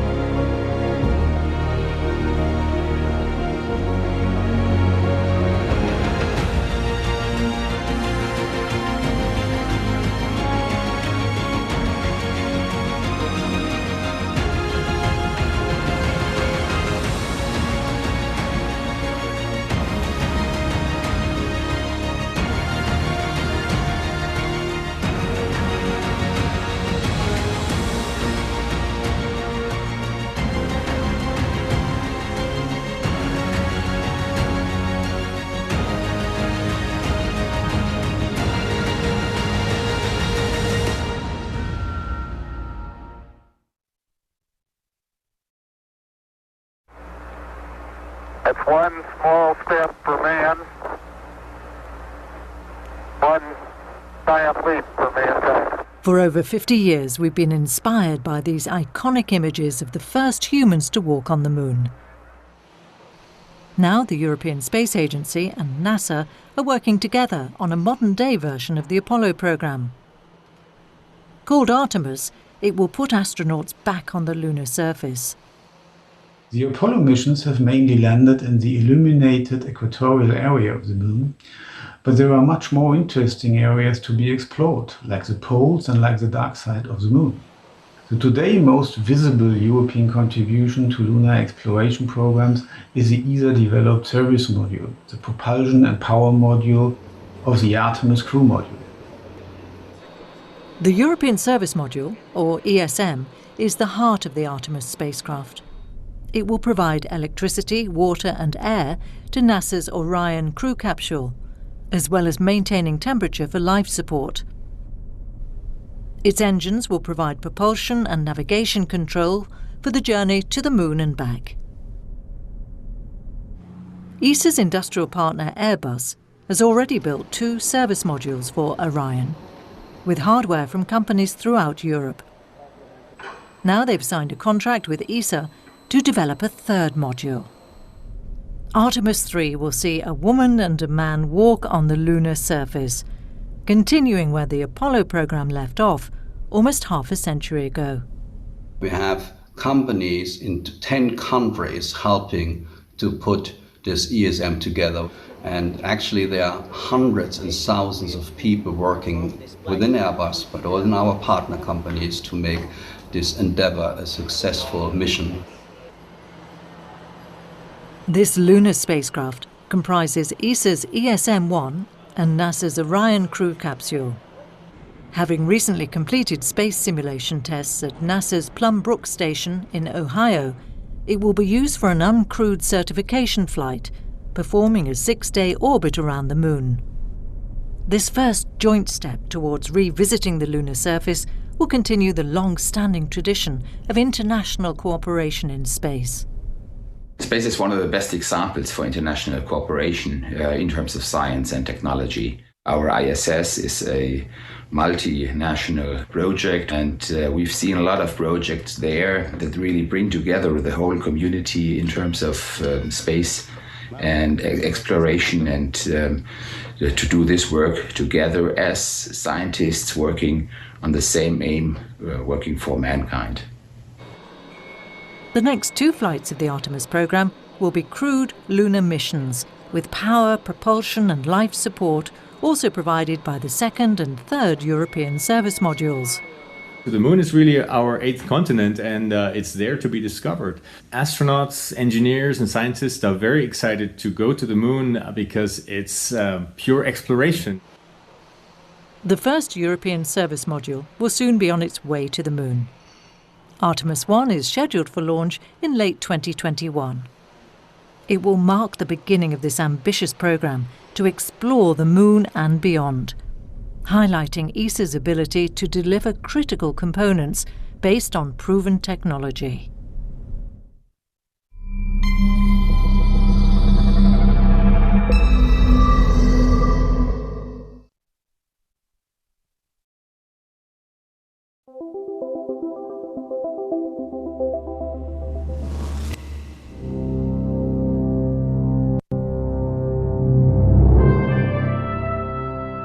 The International Astronautical Federation was created as a platform for global space actors to meet, share and connect. All over the world, the IAF is actively supporting space activities and raising space awareness. The global space economy is expanding rapidly, with new ventures and innovative technologies emerging around the world. That space economy is now valued at over $350 billion, and an impressive 70% of that revenue comes from commercial ventures. Observing the new trends and developments in global space activity and looking ahead to the next decade and beyond, we see the IAF as tasked in playing a meaningful role in advancing the new emerging space economy. Embracing a vision for greater diversification of space activity and greater inclusion of space products and services in day-to-day life The IAF announced, as part of the current IAF Space Advocacy Agenda, a new initiative, the IAF Space Economic Platform, bringing space down to Earth, bringing Earth up to space. Space is extremely important in our daily lives, and that is why we need to bring it down to Earth. Space technologies and applications are helping to improve life on Earth, and therefore space is becoming a notable investment in many sectors such as energy, agriculture, healthcare, telecommunications, and many others. At the same time, we need to keep bringing Earth up to space. The development of space tourism, the further opening of the International Space Station for commercial activities, and even private astronaut missions to low Earth orbit represent new commercial opportunities that will increase the value of the global space economy. Through this platform, the IAF aims to continue playing a meaningful role in global space activity, adapt to the new order, grow professionally, reach out to new audiences, voice a variety of actors in the space sector, and reflect on the new markets space is entering and creating. The platform is intended to serve as an overarching framework for a variety of new and existing IAF activities, which will be conducted in collaboration with the IAF committees. In 2016, the IAF developed an agenda focusing on 3G diversity: gender, geography, and generation. These elements are significant components of the new space trend and will affect the emerging new space economy. For this reason, the IAF Space Economic Platform, or ISEP, will be complementary to the existing IAF 3G initiative and will be combined under the catchphrase 3G+. Through ISAP, the Federation is helping the new emerging space economy by integrating a variety of new space actors, entrepreneurs, new space industries, as well as organizations.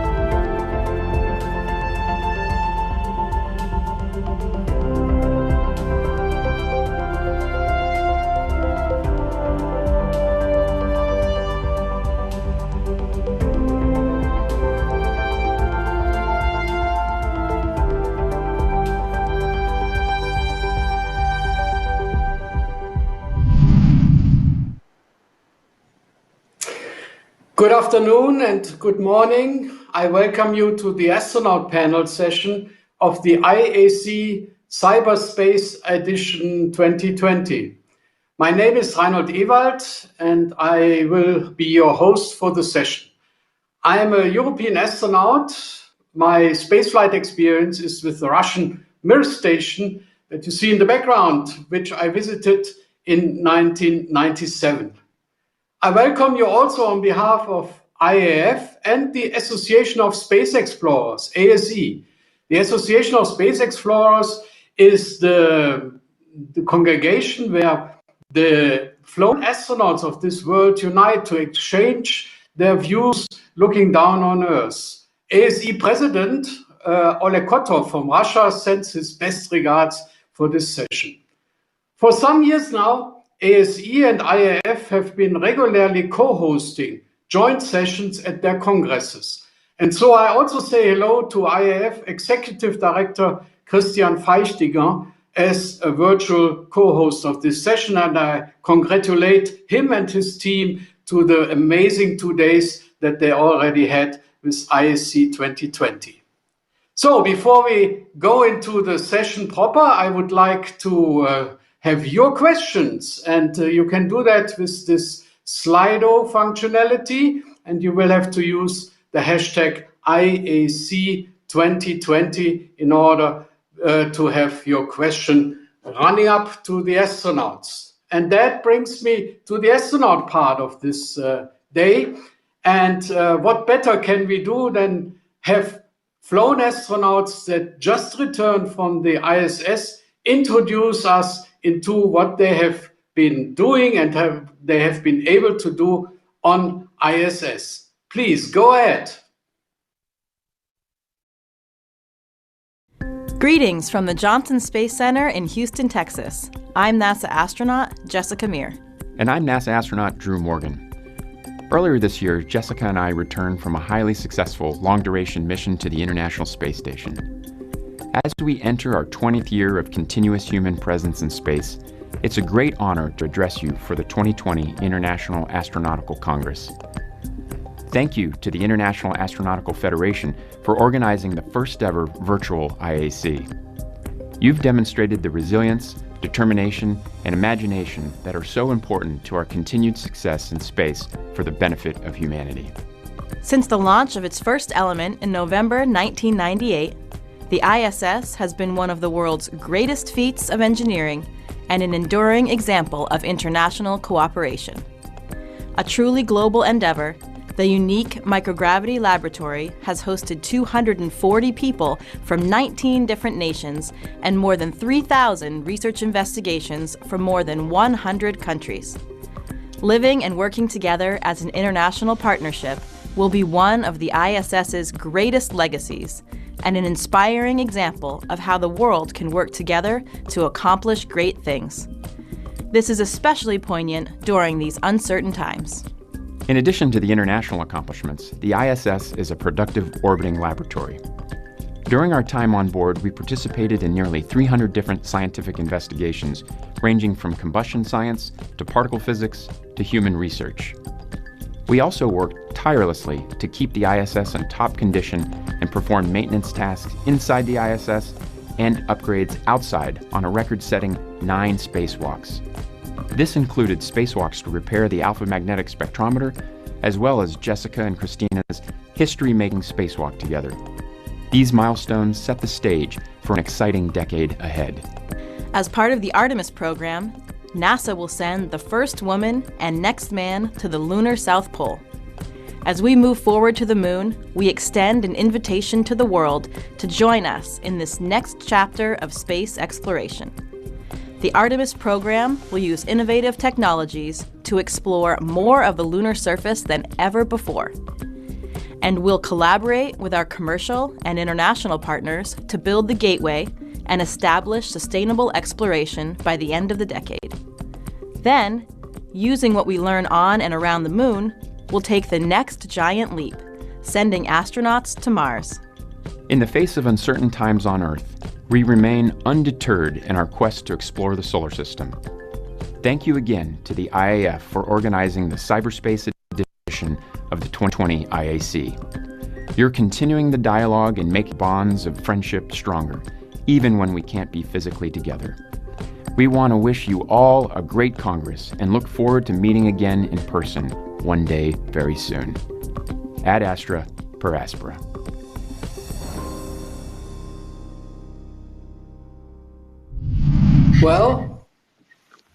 Well, thank you, Drew and Jessica, for this very nice message.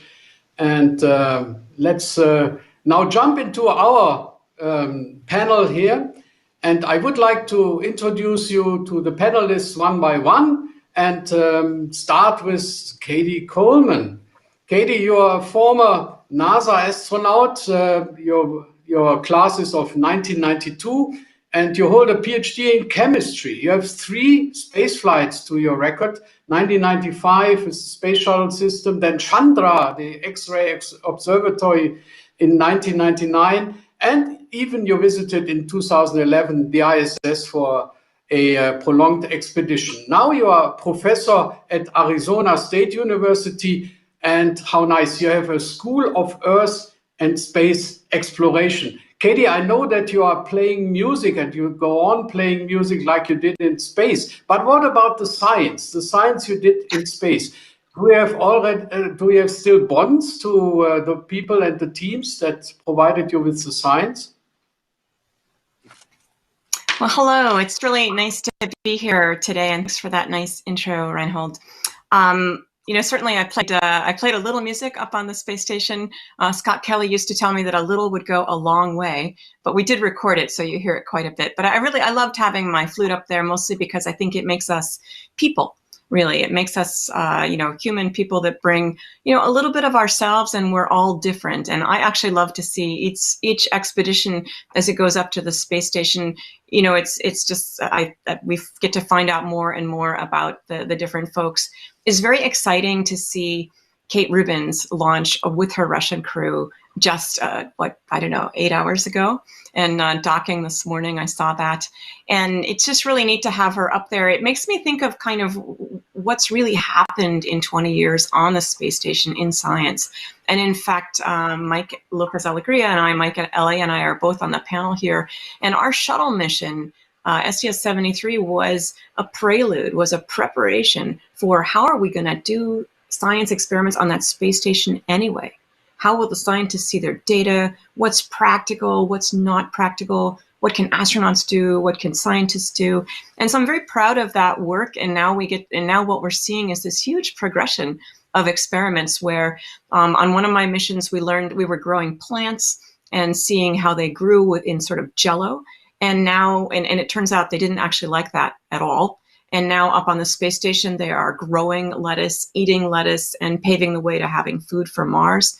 I'm especially excited about Kate Rubins being up there to do sort of the second iterations, along with the other astronauts, of some of the experiments that were started on her first expedition of sequencing DNA while they're up there. And it really shows you how science progresses. We bring something up, we see what the capabilities are, understand more about what experiments we can do, and then we just start sending those experiments. Kate was able to make cells grow that are actually like heart muscle cells. So she grew on the first mission through other scientists. It's the work of many people. Grew heart cells that you could actually see them beating under a microscope. And now on this expedition, they're growing not just in one dimension, but they're growing small pieces of tissue. They have strain gauges on there, so we can understand what happens to the heart muscle when it's in space. And that is really important for astronauts, understanding what happens to our hearts up there. But actually, even more important, it really tells us something about what happens to hearts as they grow smaller and the muscles change, because that is something we need to understand for Earth. So I like this arc of the way things began and now seeing where they progress. I'm excited to see what else we get to learn. Marvelous machine, the ISS. Thank you, Katie. Next in the panel is Michael Lopez Alegria. And as you can guess from the name, he was born in Spain, but flew as a US citizen. He is a former NASA astronaut and also from the 1992 class. What a pick. His background is in aeronautical engineering, and he's a classmate of Katie in this class. So spaceflight 1995, 2000, he even detached from the spacecraft and flew a safer trip around the spacecraft without umbilical. 2002, back to the ISS, and 2006 in a Soyuz spacecraft to the ISS to have a long-term mission. Michael, are you still the all-time record EVA guy in the US in terms of number and duration? Developments are so quickly that you can hardly keep track of that. But since 2017, he joined Axiom Space, and that is a very interesting thing for him. Michael, you have seen a lot of spacecraft. Are you out of advice to fly another one, or what is your plan? Yeah, thank you, Reinhold. First of all, welcome to everybody. It's great to see my former colleagues, both on this panel and in a recorded message previously. And it's really quite an accomplishment for IAF to have put together this virtual Congress. And so thanks to them, as well as to our organization, the Association of Space Explorers.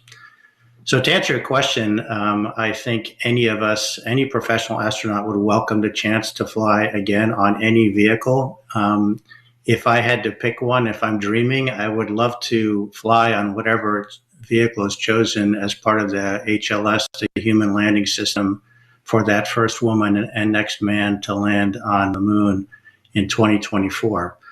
That may be a little bit of a stretch, but I can tell you that that is what inspired me when I was 11 years old and saw the first lunar landing and watched Neil Armstrong descend that ladder onto the lunar surface. That was the inspiration of a lifetime. And it's wonderful to get this group of colleagues together to be able to talk about our motivations as to how we became astronauts. And what's different now, I think all of us, when we were active, if we were asked, what do I have to do to become an astronaut? The answer was probably, you probably should study some kind of a technical field, science, technology, engineering, mathematics, because that's required by NASA, ESA, and the other space agencies to become a professional astronaut. But today we're entering a new realm where you don't have to be a professional astronaut to fly to space. It's the era of democratizing that access. Now, it's very difficult right now because the seats are few, and as a result, they're quite expensive to go. But I'm quite confident that these prices will come down, just like in the 1920s and 30s. Commercial aviation was only something that was reachable by the very, very wealthy. And now, of course, people get on an airplane without too much thinking about it. So I think that that trajectory will be similar, and one day we will see that kind of access to space. And the more of us that can experience this unbelievable sensation of seeing the Earth from that perspective, who all come back with a greater connection to not only the planet itself, but other people on it, I think will make the world a better place. So I look forward to seeing those days when the increasing number is not, the number is not just 560 or so, but 5,000 and one day 5 million. Yeah, thanks, Michael. And I see questions pouring in exactly to that point, and we will come to that later. But we have a distinguished guest. All are distinguished, but Pedro is distinguished because he hardly has time now to think of his spaceflight experience and be part of a panel like this. Thank you for joining, Pedro. And he joined ESA as an astronaut in 1992. Seems to be a very interesting point in time to join the ranks of astronauts. He's an aerospace engineer before that in ESOC, the European Space Operations Center, has logged 2 space flights, one in 1998 and 2003, and then headed the spaceflight division in Columbus Control Center in Munich, well remembered. And ever since 2018, he serves as Minister for Science, Innovation and University. Pedro, you changed sides. So what is your spaceflight experience now bringing in at the conference table with your political colleagues? Good afternoon, good morning to everybody. Echoing my colleagues, thank you very much for inviting us here. And and well, giving us the chance to win this with the younger generation. And well, as Michael was saying earlier, once you have been in space, no matter what else you do, you would return anytime. And I would also ride the spacecraft that he mentioned anytime if my president would let me. Currently, probably he will not. When you are working as astronaut, you probably everybody who is to us and is passionate about space will understand that you don't actually think about ever going to do anything else. But eventually, as one flight comes after the other, and people in NASA obviously have frequent flights, and age comes on, then other opportunities arise. And I had the opportunity to be directing a company, private company, for 5 years, and then came back to ESA. And now, as you say, one day in 2018, the minister called me to be minister now.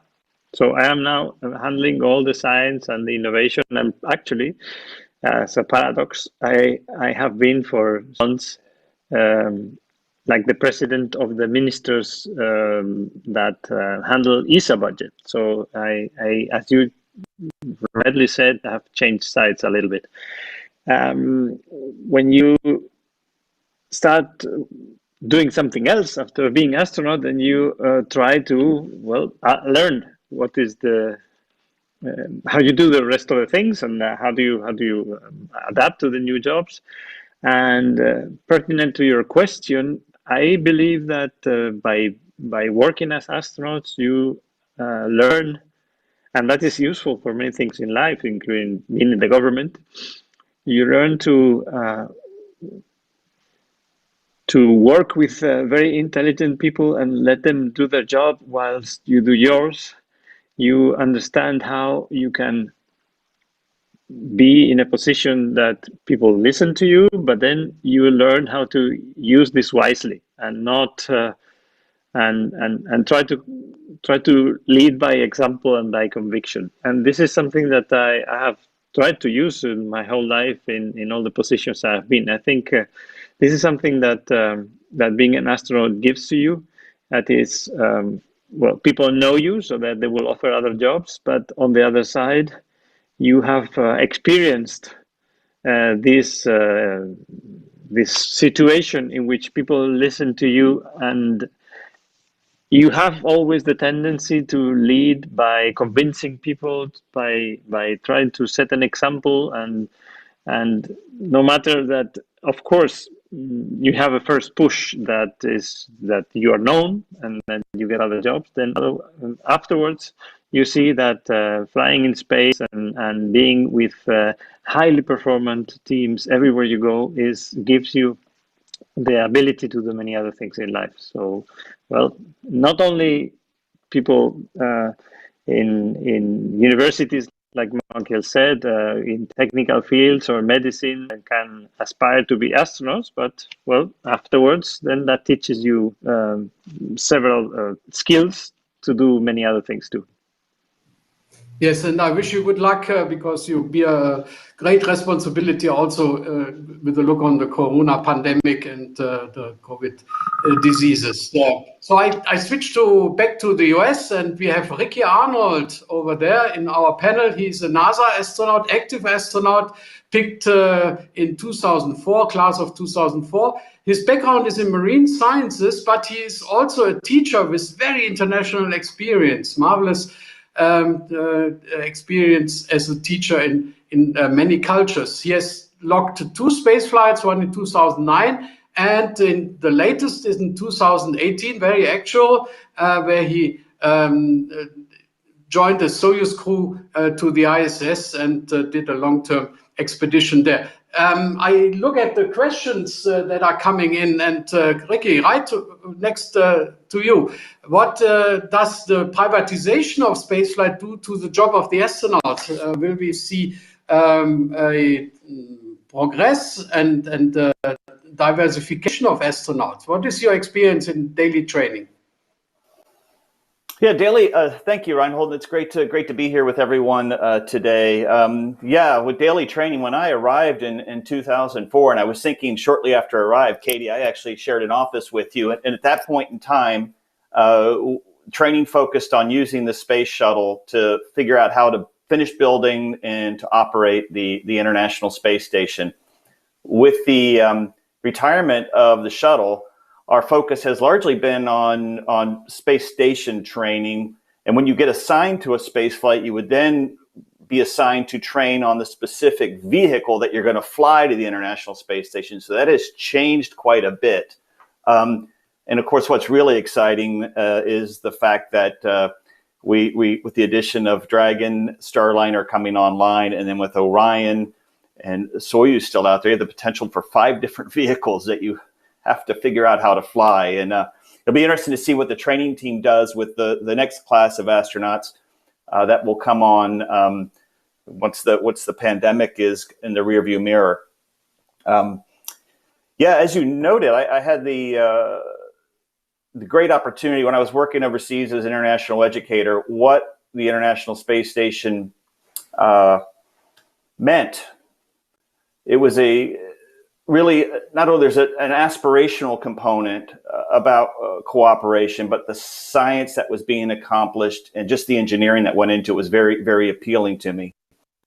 And then having the opportunity to go up there following a fellow teaching colleague, Joe Akaba, in 2018, just by coincidence of manifest, we flew back to back, and we were able to focus a year of the space station on education. We all know that the space station is a wonderful platform for exploration. It's a wonderful platform for science, but it's also a wonderful platform for education. All of us here are here because there was someone in our past that inspired us and believed in us and motivated us to move forward and pursue these kind of careers. So 20 years later, the International Space Station is just serving as a wonderful model for how we as a global community are going to go out and explore and eventually settle the solar system. And it's a wonderful, wonderful program to be a part of. And you already answered the first question that we have coming in from Slido. Let's take the elephant out of the room. Michael, tell us about the plans that Tom Cruise has on flying into space. I can't really confirm or deny what's happening in that regard. I will say that Axiom Space is planning to fly a private mission to the ISS in about a year's time, sometime in the fourth quarter of 2021. Of course, the T's have yet to be crossed and the I's have yet to be dotted on all of the contracts. And until such time, we're not ready to discuss who the other crew members will be. But I can tell you it's going to be the first fully private commercial mission to space. And it's very exciting for Axiom to be a part of it. Yeah, and this is a repercussion of what Ricky said, that you almost have to be prepared to jump on any launch vehicle and meet a very diverse crew. I think your answer merits almost a political value, Pedro, in keeping us on the tension of whether this actually will come along or not. The next Slido question is about recommendations for people flying as space tourists. I don't know whether any one of you had a space tourist at your side during the space flight. I know of many missions that I've been part of it where tourists went to the ISS. Anyone who wants to take it? Yeah, Reinhold, let me jump in because I flew up to the ISS with a spaceflight participant and I flew home with a different spaceflight participant. Those were Anusha Ansari in 2006 and with Charles Simoni on the first of his 2 private missions in 2007. And I would like to say that that was a fundamentally important moment for my career. I was, I'm a military test pilot in 2004 when I learned that I'd be flying with a so-called spaceflight participant. I'll be honest and say I wasn't too pleased with the idea. The ISS was still under construction, and a lot of us had been dreaming and training for a very long time to do a professional mission. But then I spent some time training and, of course, flying with Anusha. And when we were on board in 2006, she was doing this new concept called blogging. And she was keeping a lot of people on the ground, up to 1 million people at a time, informed of what was going on in space. And it occurred to me that these are people that probably would not have cared too much about what was going on in space otherwise. And this is where the seed of democratizing access to space really was planted. So as it turned out, that ended up being a very pivotal point in my way of thinking.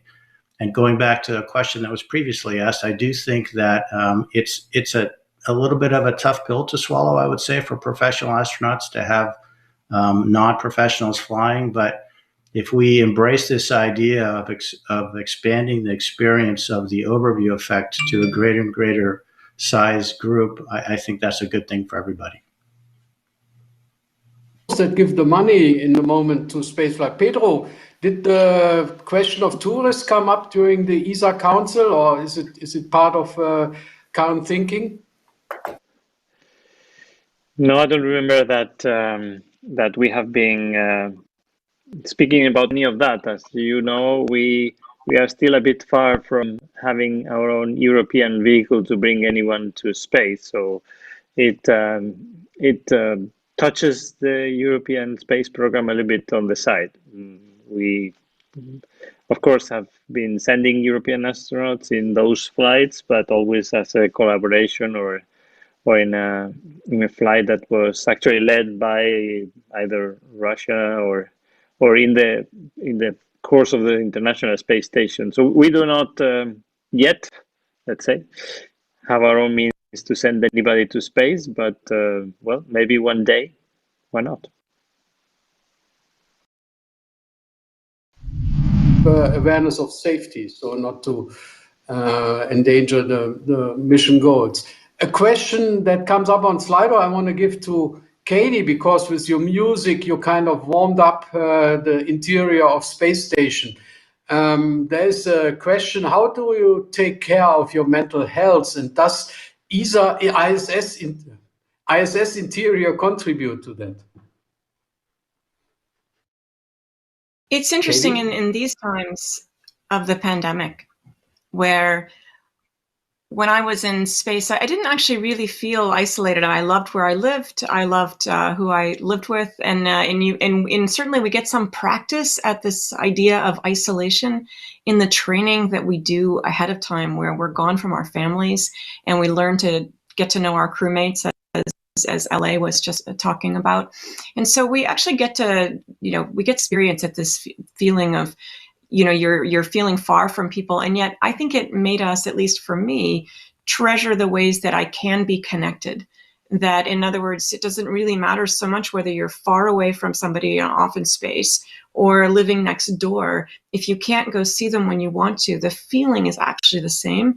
And I think that means that some of the tools for maintaining your mental health are the same as well. And it's finding ways to connect. I think that video, I think that Zoom, we have that. We don't have Zoom, but we have video and phone calls and internet protocol phone that I know meant a lot to me to be able to talk to people on the ground. And so I think all of us around the world have some ideas, about distance, but actually about the value of connecting. And to me, it's quite an optimistic idea, in that it used to be it was hard to find each other, and now here's the five of us all together on one screen getting to share things. And that's true in so many other fields, where it used to be you'd have to fly around the world and it would be hard. And now we're getting to do so many more things together, and that means we're going to be finding solutions together. And I would say even more space flight together, because we get to join people together physically more easily because we can find a place to be together. Yeah, thank you. Very nice answer. Ricky, I think the next Slido question can be best answered by you. How many parts of your training are already pointing to Moon and Mars? Particularly with the technology demonstration that we're doing on the International Space Station, that is all geared toward Moon and Mars. There's the somewhat mundane but critically important. There's a new toilet that's flying that just flew from the Virginia spaceport aboard the Cygnus. That is the next generation toilet that will fly on Orion. The crew's familiarity with working on in microgravity environment and thinking about what it would be like having that in a smaller capsule and making the design recommendations are absolutely critical. Another piece is our spacesuit is essentially a shuttle legacy. It's been around since the very beginning of the space shuttle program, just about. We need a new spacesuit, particularly a new life support system, and that will be demonstrated on the International Space Station as well. So again, working as a crew on the ISS with new technology that's being demonstrated up there and making the recommendations for how this would work and what improvements need to be made before it can fly on to support lunar and Martian surface excursions is going to be absolutely critical. And the follow-on question to Pedro, how much of the effort in the moment is shared between activities in LEO, which means ISS, and preparations for Moon or further missions out into outer space? At least in Europe, you have the oversight there.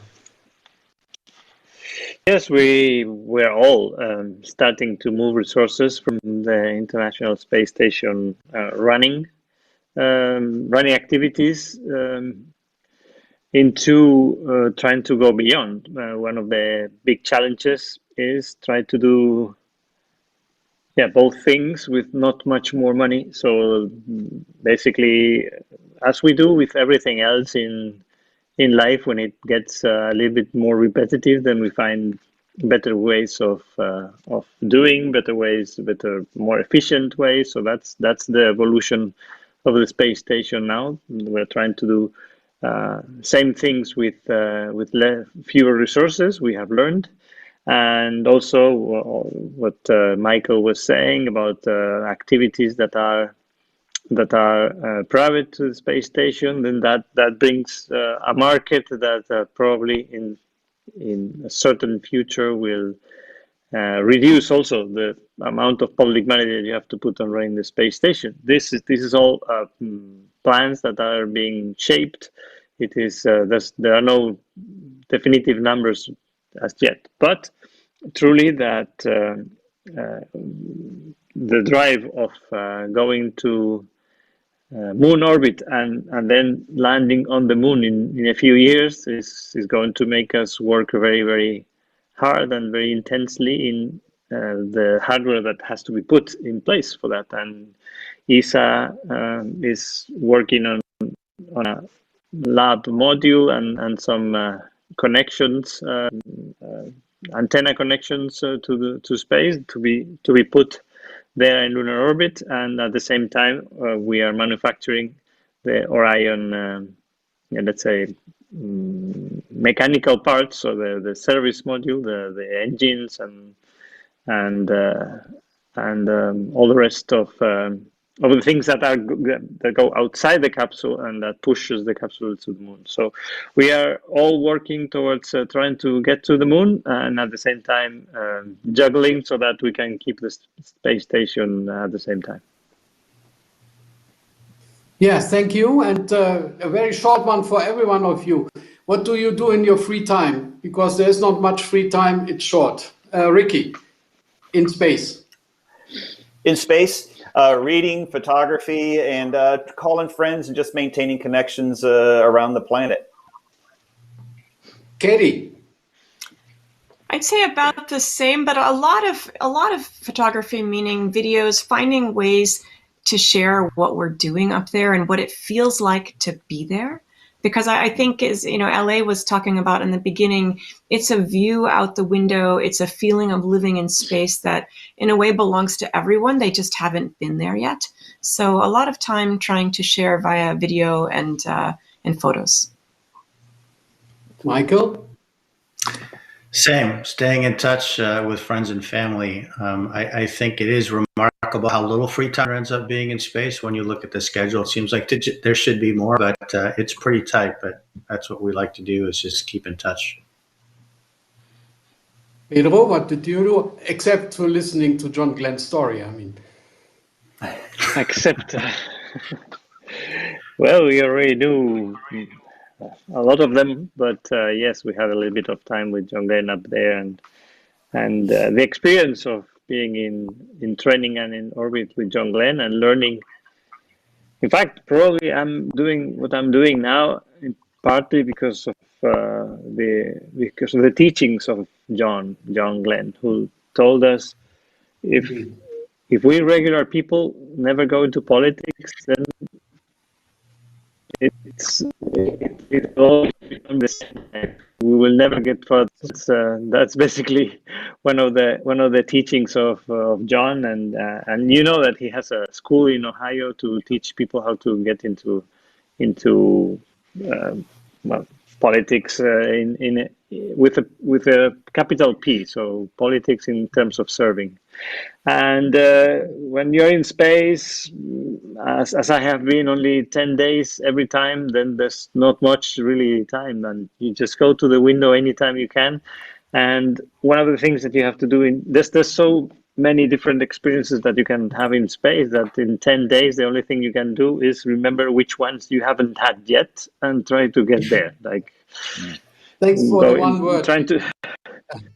We have a special treat now, and I'd like to show the video of this morning's launch. We picked a very special day, as you can imagine, a launch day, and 3 of the cosmonauts and astronauts were preparing. So it's Kate Rubins and the crew of Ryzhikov and Kut Sverenkov lifting off the very same pad. It's always the very same pad as Gagarin's launch was used for Gagarin's launch. So what are your impressions seeing that? You can feel free to comment here.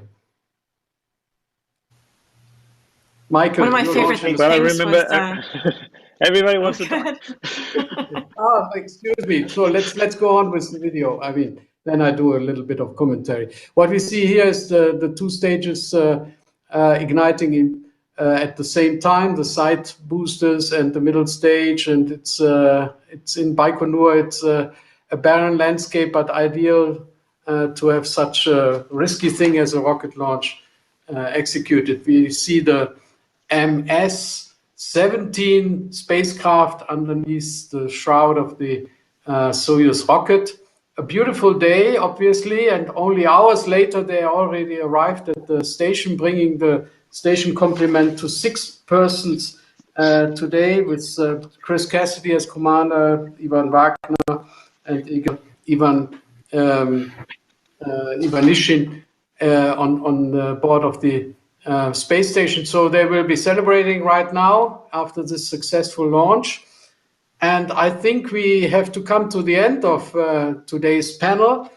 A short message to our audience, starting with Ricky. Go ahead.